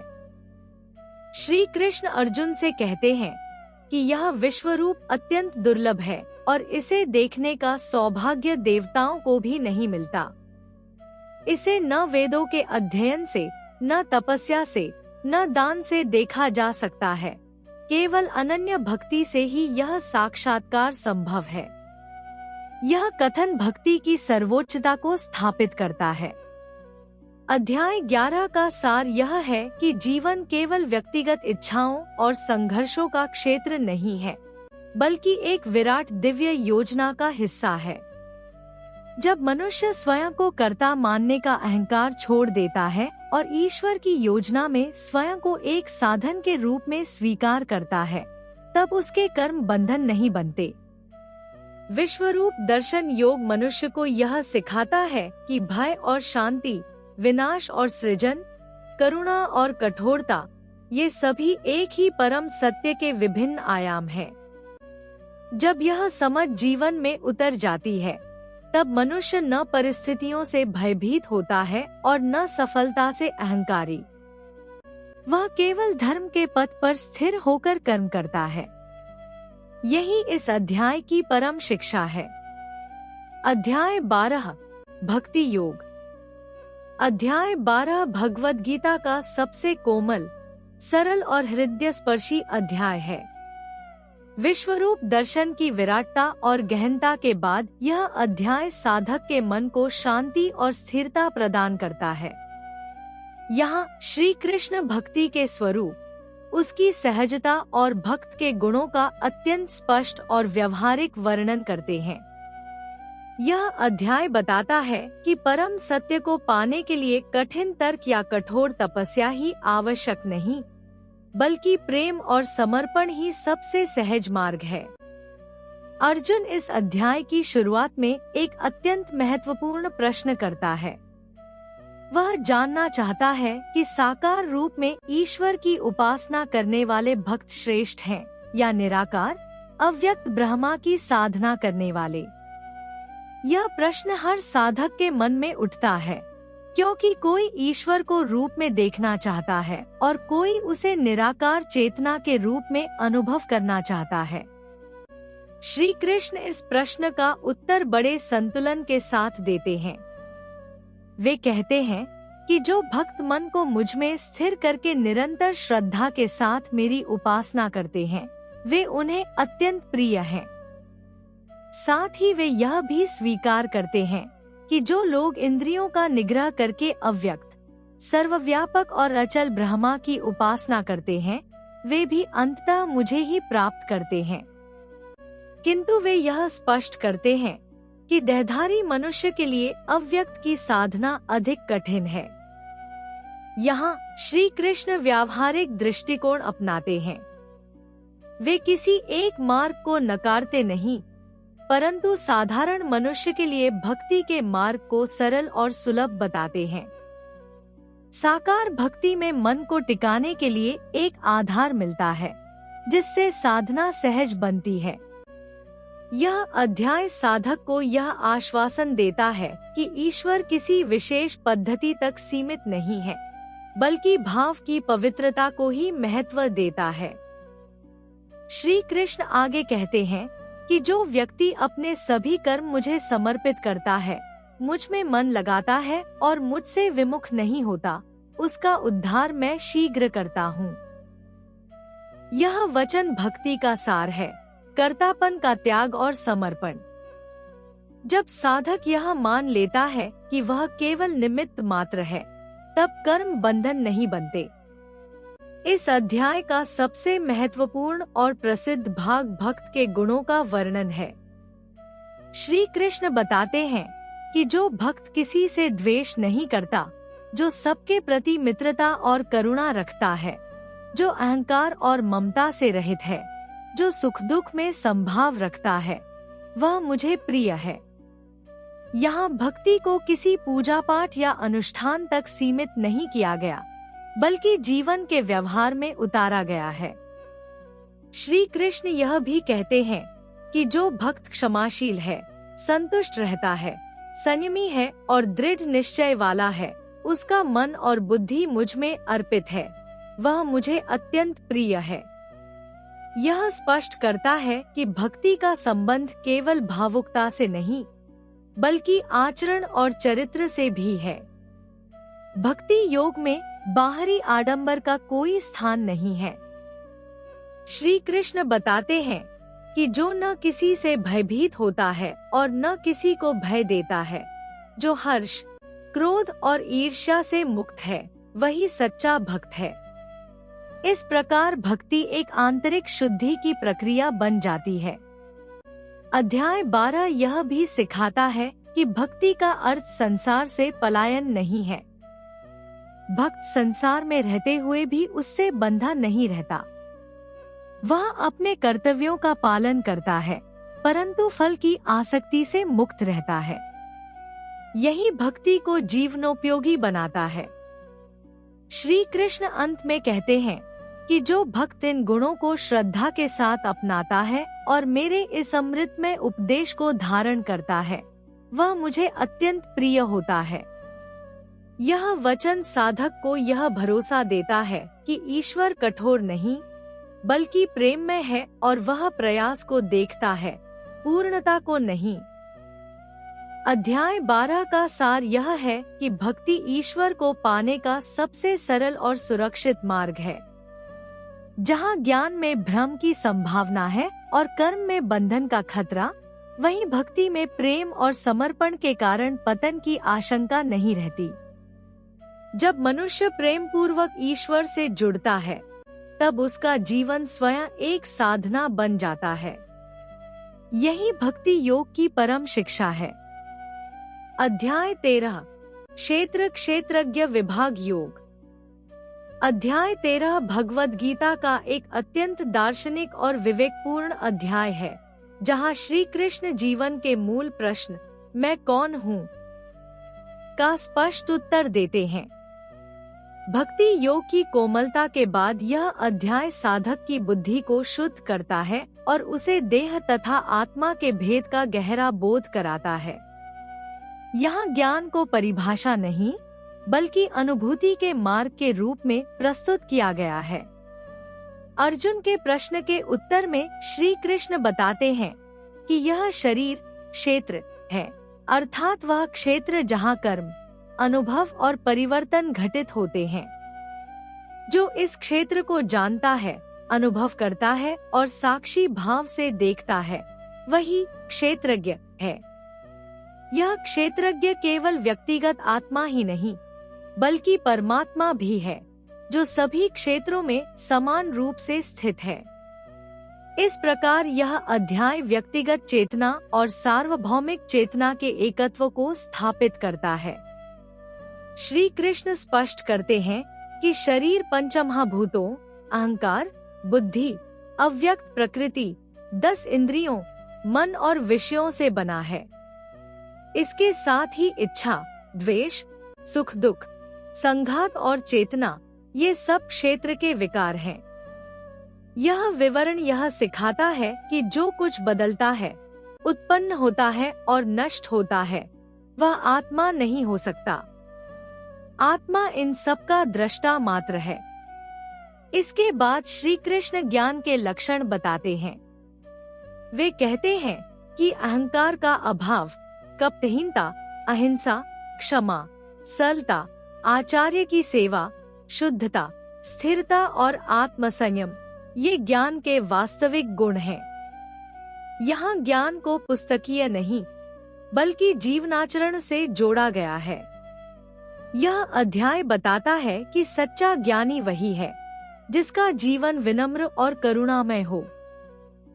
श्री कृष्ण यह भी कहते हैं कि विषयों के प्रति अनासक्ति, पुत्र, पत्नी और गृह के प्रति आसक्ति का क्षय तथा सुख दुख में संभाव, ये ज्ञान के चिन्ह हैं। इसका अर्थ संसार का त्याग नहीं बल्कि आसक्ति का त्याग है। साधक संसार में रहते हुए भी उससे बंधा नहीं रहता। अध्याय 13 में परमात्मा के स्वरूप का भी गहन वर्णन है। श्री कृष्ण बताते हैं कि वह परमात्मा अनादि है, न सत है न असत, सब जगह हाथ पांव, नेत्र और मुख के समान प्रतीत होता है, फिर भी इंद्रियों से रहित है। वह सबको धारण करता है परंतु स्वयं निर्लेप रहता है। यह वर्णन बताता है कि परम सत्य सीमाओं से परे है परंतु सब में व्याप्त है। श्री कृष्ण यह भी स्पष्ट करते हैं कि प्रकृति और पुरुष दोनों ही अनादि हैं। प्रकृति कर्मों और गुणों का कारण है, जबकि पुरुष सुख दुख का भोक्ता कहा जाता है। किंतु जो व्यक्ति इस भेद को जान लेता है, वह जन्म मरण के बंधन से मुक्त हो जाता है। यहाँ ज्ञान का उद्देश्य मुक्ति है, न कि बौद्धिक संतोष। अध्याय के अंत में श्री कृष्ण बताते हैं कि जो व्यक्ति क्षेत्र और क्षेत्रज्ञ के इस भेद को समझ लेता है और प्रकृति से उत्पन्न सभी विकारों से स्वयं को अलग देखता है, वही परम पद को प्राप्त होता है। यह बोध साधक को साक्षी भाव में स्थापित करता है, जहाँ वह जीवन की घटनाओं से प्रभावित नहीं होता। अध्याय 13 का सार यह है कि मनुष्य स्वयं शरीर नहीं है, बल्कि शरीर का ज्ञाता है। जब यह ज्ञान दृढ़ हो जाता है, तब भय, मोह और आसक्ति स्वतः ही क्षीण हो जाते हैं। क्षेत्र क्षेत्रज्ञ विभाग योग साधक को आत्मज्ञान की ठोस भूमि प्रदान करता है, जिस पर भक्ति और कर्म दोनों स्थिर रह सकते हैं। यही इस अध्याय की परम शिक्षा है। अध्याय 14 गुणत्रय विभाग योग। लगभग 2000 शब्द, पैराग्राफ शैली। अध्याय 14 भगवद गीता में प्रकृति के 3 गुणों सत्व, रज और तम का अत्यंत स्पष्ट और व्यावहारिक विवेचन प्रस्तुत करता है। क्षेत्र क्षेत्रज्ञ के ज्ञान के बाद यह अध्याय साधक को यह समझने में सहायता करता है कि आत्मा शुद्ध, अकर्ता और निर्लेप होते हुए भी किस प्रकार प्रकृति के गुणों के कारण बंधन का अनुभव करती है। यह अध्याय जीवन के मनोवैज्ञानिक पक्ष को आध्यात्मिक दृष्टि से उजागर करता है और यह दिखाता है कि हमारे विचार, भाव और कर्म इन 3 गुणों से कैसे प्रभावित होते हैं। श्री कृष्ण बताते हैं कि प्रकृति से उत्पन्न ये तीनों गुण अविनाशी आत्मा को देह से बांध देते हैं। सत्व गुण प्रकाश, पवित्रता और ज्ञान से युक्त है। यह गुण मनुष्य में संतोष, शांति और विवेक उत्पन्न करता है। सत्व की अधिकता से मनुष्य धर्म, ज्ञान और सदाचार की ओर प्रवृत्त होता है। किंतु श्री कृष्ण यह भी स्पष्ट करते हैं कि सत्व गुण भी बंधन है, क्योंकि यह ज्ञान और सुख की आसक्ति से बांध देता है। रज गुण को श्री कृष्ण राग और कर्मों की तीव्र इच्छा से युक्त बताते हैं। यह गुण मनुष्य को कर्म में प्रवृत्त करता है, महत्वाकांक्षा, स्पर्धा और परिणाम की लालसा को जन्म देता है। रज की प्रधानता वाले व्यक्ति में अशांति, चंचलता और असंतोष बना रहता है। यद्यपि यह गुण विकास और क्रियाशीलता का कारण बनता है, फिर भी यह बंधन का रूप ले लेता है, क्योंकि यह कर्मफल की आसक्ति से बांधता है। तम गुण अज्ञान, प्रमाद और आलस्य से उत्पन्न होता है। यह गुण मनुष्य की चेतना को ढक देता है, जिससे वह यथार्थ को स्पष्ट रूप से नहीं देख पाता। तम की अधिकता से निद्रा, जड़ता, भ्रम और असावधानी बढ़ती है। श्री कृष्ण बताते हैं कि तम गुण पतन का कारण बनता है, क्योंकि यह विवेक को नष्ट कर देता है और मनुष्य को अंधकार में ले जाता है। इस अध्याय में श्री कृष्ण यह भी बताते हैं कि इन गुणों के प्रभाव से मनुष्य की मृत्यु के बाद की गति भी निर्धारित होती है। सत्व में स्थित व्यक्ति ऊर्ध्व लोकों को प्राप्त होता है। रज में स्थित व्यक्ति कर्म और जन्म मरण के चक्र में बना रहता है और तम में स्थित व्यक्ति अधोगति को प्राप्त होता है। यह शिक्षा मनुष्य को अपने वर्तमान जीवन में सजग रहने की प्रेरणा देती है। श्री कृष्ण यह स्पष्ट करते हैं कि आत्मा वास्तव में इन गुणों से परे है। जो व्यक्ति यह जान लेता है कि सभी कर्म गुणों द्वारा किए जा रहे हैं और आत्मा केवल साक्षी है, वह गुणों के प्रभाव से मुक्त हो जाता है। यह बोध अहंकार का क्षय करता है और साधक को संभाव में स्थापित करता है। अर्जुन इस अध्याय में प्रश्न करता है कि गुणों से परे जाने वाले व्यक्ति के लक्षण क्या है और वह किस प्रकार आचरण करता है। श्री कृष्ण उत्तर देते हैं कि ऐसा व्यक्ति सुख दुख, मान अपमान और शत्रु मित्र में समान रहता है। वह न तो प्रकाश, प्रवृत्ति और मोह से द्वेष करता है और न ही उनके अभाव की कामना करता है। वह स्थिर भाव से गुणों की गतिविधि को देखता है। श्री कृष्ण बताते हैं कि जो व्यक्ति अविचल भक्ति के द्वारा उनकी उपासना करता है, वह इन तीनों गुणों को पार कर ब्रह्म भाव को प्राप्त होता है। यहाँ भक्ति को गुणातीत होने का सरल और सुरक्षित साधन बताया गया है। इससे यह स्पष्ट होता है कि ज्ञान और विवेक के साथ भक्ति जुड़ जाए तो मुक्ति का मार्ग सहज हो जाता है। अध्याय के अंत में श्री कृष्ण स्वयं को अमृत, शाश्वत धर्म और परम आनंद का आधार बताते हैं। यह कथन यह स्थापित करता है कि गुणों से परे जाना केवल नकारात्मक त्याग नहीं, बल्कि एक उच्चतर दिव्य अवस्था की प्राप्ति है। अध्याय 14 का सार यह है कि मनुष्य अपने स्वभाव, प्रवृत्ति और जीवन दृष्टि को समझकर गुणों के प्रभाव को पहचान सकता है। जब वह सत्व की ओर बढ़ता है और अंततः तीनों गुणों से ऊपर उठकर ईश्वर में स्थित होता है, तब उसका जीवन मुक्त, शांत और सार्थक बन जाता है। गुणत्रय विभाग योग साधक को आत्मनिरीक्षण और आत्मोन्नति का स्पष्ट मार्ग दिखाता है। अध्याय 15 पुरुषोत्तम योग, लगभग 2000 शब्द, पैराग्राफ शैली। अध्याय 15 भगवद गीता का अत्यंत सारगर्भित और गूढ़ अध्याय है, जिसमें श्री कृष्ण जीवन, जीव, जगत और परमात्मा के संबंध को अत्यंत स्पष्ट और प्रतीकात्मक रूप में समझाते हैं। गुणत्रय विभाग योग के बाद यह अध्याय साधक को गुणों से परे उस परम सत्य की ओर ले जाता है, जिसे स्वयं श्री कृष्ण पुरुषोत्तम कहते हैं। यह अध्याय कम शब्दों में गहन अर्थ प्रकट करने वाला है और आत्मबोध की दिशा में निर्णायक भूमिका निभाता है। श्री कृष्ण इस अध्याय की शुरुआत संसार रूपी अश्वत्थ वृक्ष के रूपक से करते हैं। वे कहते हैं कि यह संसार एक उल्टे वृक्ष के समान है, जिसकी जड़ ऊपर और शाखाएं नीचे की ओर फैली हुई हैं। इसकी पत्तियां वेदों के समान है और शाखाएं गुणों से पोषित होती हैं।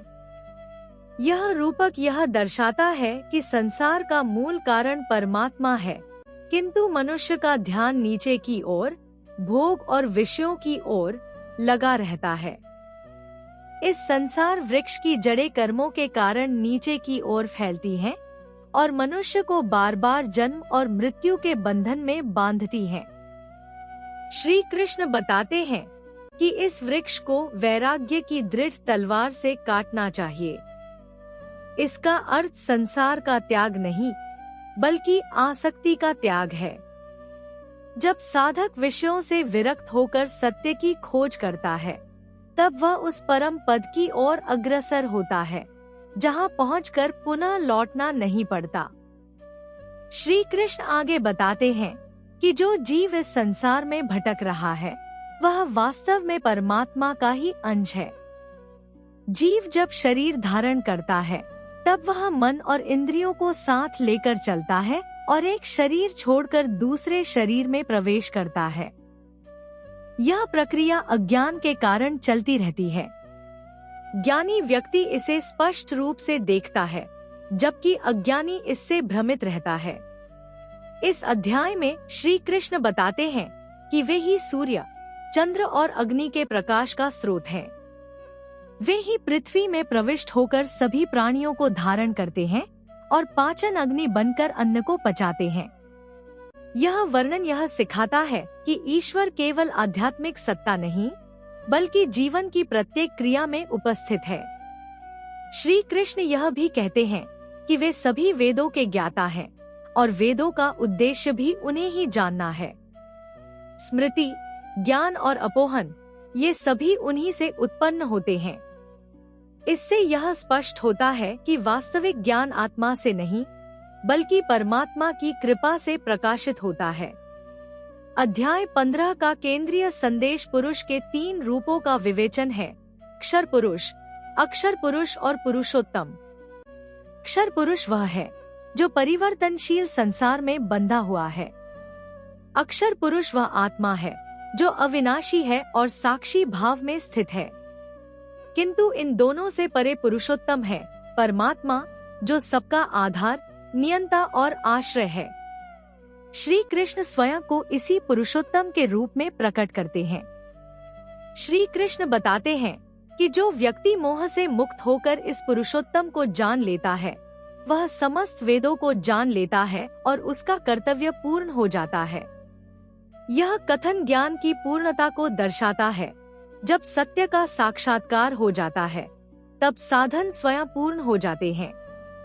अध्याय के अंत में श्री कृष्ण कहते हैं कि यह अत्यंत गोपनीय शास्त्र है, जिसे उन्होंने अर्जुन से प्रेम पूर्वक कहा है। जो इसे समझ लेता है, वह बुद्धिमान हो जाता है और उसका जीवन कृतार्थ हो जाता है। यह वचन साधक को यह विश्वास देता है कि आत्मज्ञान कठिन अवश्य है, परंतु असंभव नहीं। अध्याय 15 का सार यह है कि संसार में रहते हुए भी मनुष्य को संसार से ऊपर उठना है। जब वह यह समझ लेता है कि वह अक्षर शरीर नहीं, बल्कि अक्षर आत्मा है और उस आत्मा का भी आधार पुरुषोत्तम परमात्मा है, तब उसका जीवन भय, मोह और बंधन से मुक्त हो जाता है। पुरुषोत्तम योग साधक को अंतिम सत्य की स्पष्ट झलक प्रदान करता है और उसे मुक्ति के द्वार तक पहुंचा देता है।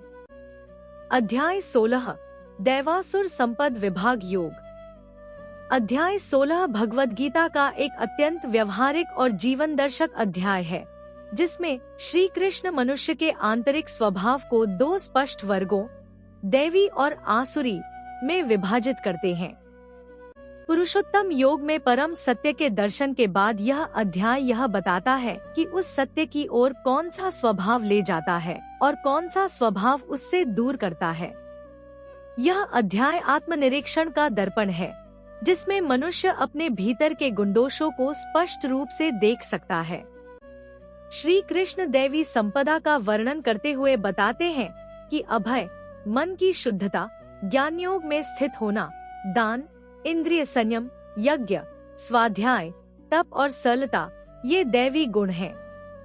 इनके साथ अहिंसा, सत्य, क्रोध का अभाव, त्याग, शांति, निंदा से विरक्ति, करुणा और लज्जा जैसे गुण भी दैवी स्वभाव को दर्शाते हैं। यह गुण मनुष्य को भीतर से हल्का, शांत और धर्म पथ पर स्थिर बनाते हैं। दैवी स्वभाव वाला व्यक्ति स्वयं को ईश्वर की योजना का अंग मानता है। वह अहंकार से मुक्त रहता है और अपने कर्मों को सेवा के रूप में करता है। ऐसे व्यक्ति में क्षमा, धैर्य और संतुलन स्वाभाविक रूप से विकसित हो जाते हैं। श्री कृष्ण बताते हैं कि दैवी संपदा मुक्ति के लिए है, अर्थात यह स्वभाव मनुष्य को बंधनों से मुक्त करता है। इसके विपरीत श्री कृष्ण आसुरी संपदा का विस्तार से वर्णन करते हैं। वे बताते हैं कि दंभ, दर्प, अभिमान, क्रोध, कठोरता और अज्ञान, ये आसुरी गुण हैं। ऐसे व्यक्ति न तो आचरण की शुद्धता को महत्व देते हैं और न ही सत्य को। वे कहते हैं कि आसुरी लोग संसार को असत्य, बिना आधार और केवल कामनाओं से उत्पन्न मानते हैं। इस दृष्टि से वे धर्म और नैतिकता को अस्वीकार कर देते हैं। आसुरी स्वभाव वाला व्यक्ति अपनी इच्छाओं को ही जीवन का लक्ष्य बना लेता है। वह यह मानता है कि भोग ही सुख है और शक्ति ही सत्य है। इसी कारण वह ईर्ष्या, हिंसा और अत्याचार की ओर प्रवृत्त होता है। श्री कृष्ण बताते हैं कि ऐसे लोग कभी तृप्त नहीं होते, क्योंकि उनकी इच्छाएं अग्नि की तरह बढ़ती ही जाती हैं। इस अध्याय में श्री कृष्ण यह भी स्पष्ट करते हैं कि काम, क्रोध और लोभ, ये नरक के 3 द्वार हैं। ये मनुष्य को पतन की ओर ले जाते हैं और आत्मविनाश का कारण बनते हैं। जो व्यक्ति इनसे मुक्त होने का प्रयास करता है, वही अपने कल्याण का मार्ग खोलता है। यह शिक्षा अत्यंत व्यावहारिक है, क्योंकि ये तीनों प्रवृत्तियां हर मनुष्य के भीतर किसी न किसी रूप में विद्यमान रहती हैं। श्री कृष्ण बताते हैं कि जो लोग शास्त्रों की मर्यादा का उल्लंघन करके केवल इच्छा के अनुसार आचरण करते हैं, वे न सुख प्राप्त करते हैं, न सिद्धि और न ही परम गति। इसका अर्थ यह नहीं कि शास्त्र कठोर नियमों का संकलन है, बल्कि वे जीवन को संतुलित और शुद्ध रखने के मार्गदर्शक हैं। इस अध्याय का एक महत्वपूर्ण संदेश यह है कि मनुष्य का पतन अचानक नहीं होता, बल्कि धीरे धीरे उसके स्वभाव के माध्यम से होता है। जब वह विवेक को त्याग देता है और इच्छाओं को ही सत्य मान लेता है, तब उसका जीवन अंधकार की ओर बढ़ता है। इसके विपरीत दैवी गुणों का विकास मनुष्य को सहज रूप से ऊर्ध्वगामी बनाता है।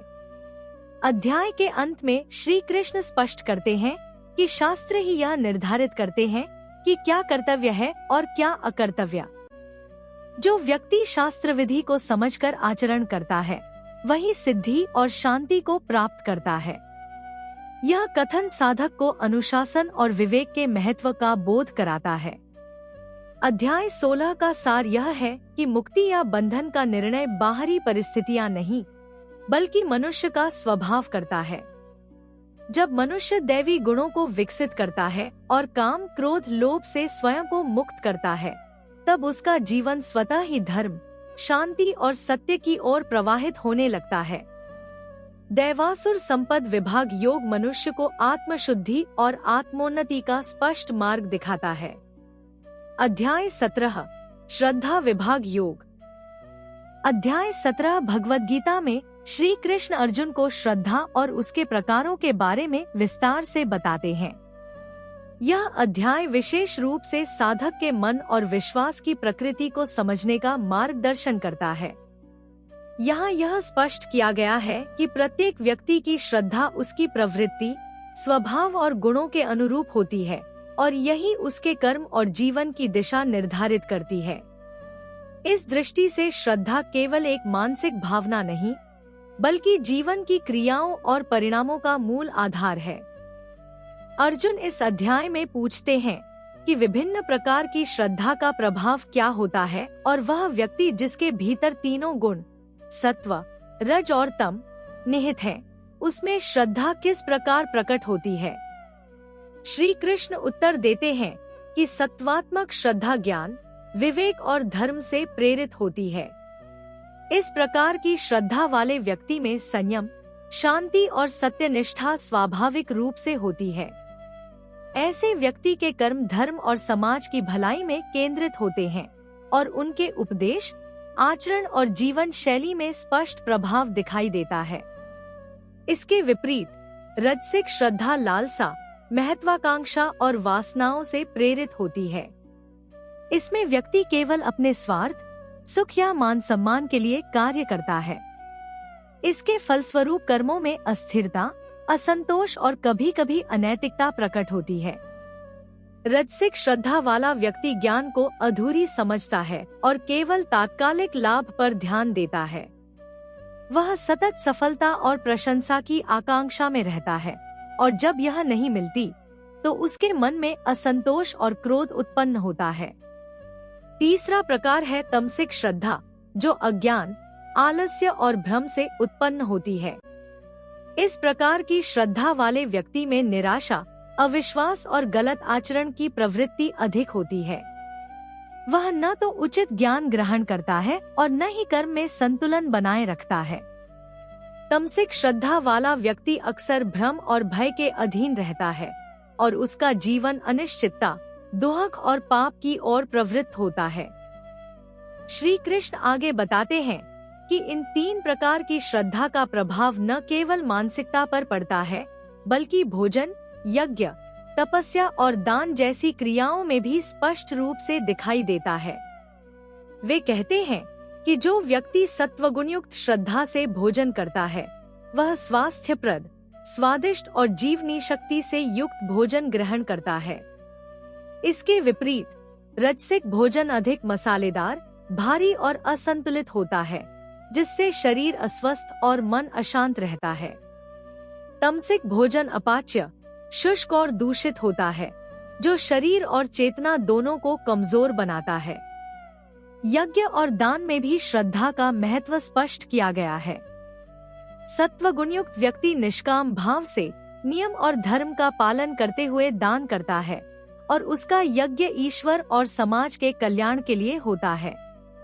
रजसिक व्यक्ति दिखावे और स्वार्थ के लिए दान और यज्ञ करता है, जबकि तमसिक व्यक्ति कभी दान नहीं करता या ऐसा करता है जो हानिकारक या दोषपूर्ण हो। इसी प्रकार तपस्या भी श्रद्धा के अनुसार भिन्न रूप लेती है। सत्वगुणयुक्त तपस्या संयम, अध्ययन और ध्यान में होती है। रजसिक तपस्या शरीर या मान सम्मान के लिए होती है और तमसिक तपस्या अज्ञान और कठोरता पर आधारित होती है। अध्याय 17 में श्री कृष्ण श्रद्धा और गुणों के बीच गहरा संबंध स्पष्ट करते हैं। वे कहते हैं कि व्यक्ति का मन, बुद्धि और इंद्रिय उसकी श्रद्धा के अनुरूप कार्य करते हैं। जब श्रद्धा सत्वगुणयुक्त होती है तो मन शांत, बुद्धि स्पष्ट और इंद्रिय नियंत्रित होते हैं।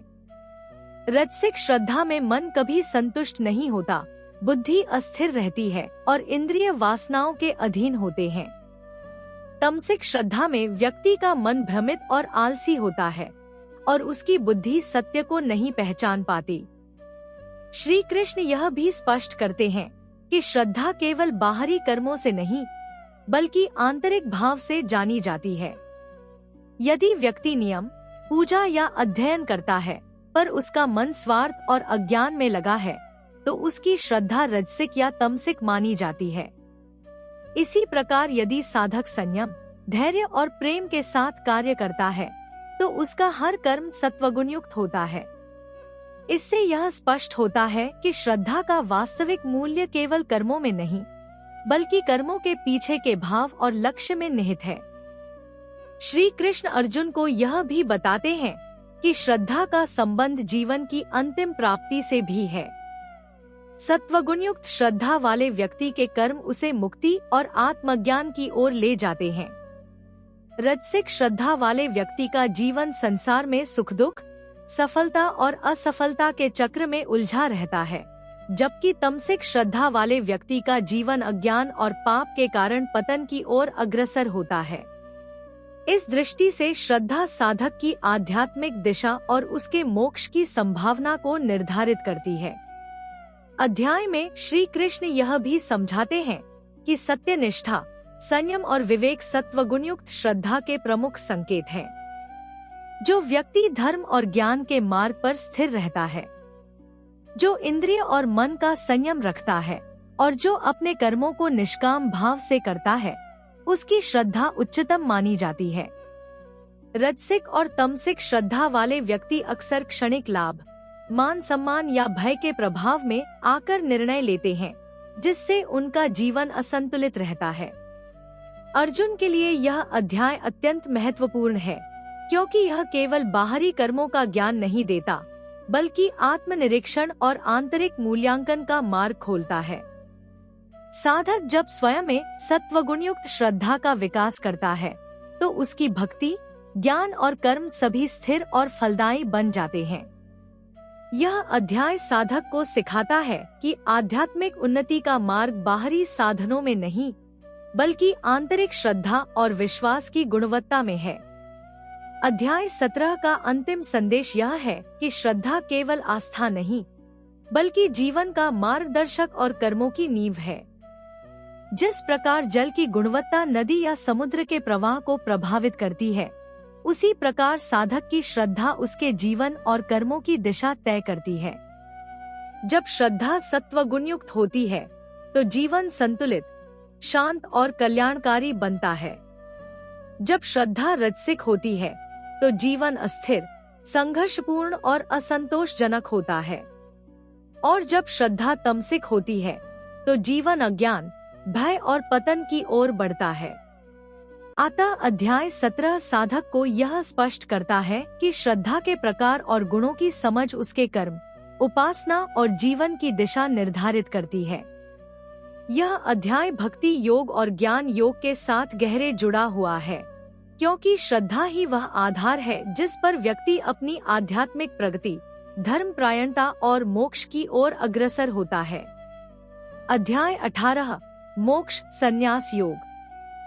अध्याय 18 भगवद गीता का अंतिम अध्याय है, जिसमें श्री कृष्ण अर्जुन को कर्म, संन्यास और मोक्ष का सार बताते हैं। यहाँ सभी पूर्ववर्ती अध्यायों का सार संक्षेप में प्रस्तुत किया गया है। श्री कृष्ण कहते हैं कि जीवन में कर्म से भाग नहीं सकता, लेकिन उसे सही भाव और विवेक से करना चाहिए। वे बताते हैं कि सच्चा संन्यास केवल कर्म त्याग नहीं, बल्कि स्वार्थ और आसक्ति रहित कर्म है। जब व्यक्ति अपने कर्म को ईश्वर को समर्पित करके करता है, तब उसे बंधन नहीं लगता और मन शांत रहता है। यही संन्यास का अर्थ है। श्री कृष्ण आगे कहते हैं कि कर्म के प्रकार और उसका प्रभाव व्यक्ति के स्वभाव, सत्व, रज और तम पर निर्भर करता है। सत्व गुणयुक्त कर्म धर्म और ज्ञान से प्रेरित होते हैं, रजसिक कर्म स्वार्थ और लालसा से, और तमसिक कर्म अज्ञान और आलस्य से। यही गुण कर्म का फल तय करते हैं। अध्याय में यह भी बताया गया है कि आत्मा अविनाशी है, केवल शरीर और कर्म बंधन के अधीन है। जब व्यक्ति अपने अहंकार, भय और लालसा को त्याग देता है और ईश्वर में स्थित होता है, तब वह मोक्ष को प्राप्त करता है। अंत में श्री कृष्ण अर्जुन को स्पष्ट करते हैं कि भक्ति, ज्ञान और समर्पण तीनों मार्ग से मोक्ष संभव है। कर्म, ज्ञान और भक्ति का संयोजन व्यक्ति को स्थिरता, शांति और मुक्ति की ओर ले जाता है। यही मोक्ष संन्यास योग का मूल संदेश है। इस अध्याय का सार यह है कि जीवन में कर्म त्यागना नहीं, बल्कि उसे सही दृष्टि और ईश्वर समर्पण के साथ करना मोक्ष का मार्ग है। साधक का मन जब गुणों और भाव से शुद्ध हो जाता है, तब जीवन स्वतः सरल, संतुलित और मुक्त हो जाता है। अगर आपको हमारा यह ज्ञान पसंद आया हो, तो वीडियो को लाइक करें, चैनल को सब्सक्राइब करें और आने वाले हर दिव्य ज्ञान से जुड़े रहने के लिए बेल आइकन दबाना बिल्कुल न भूलें।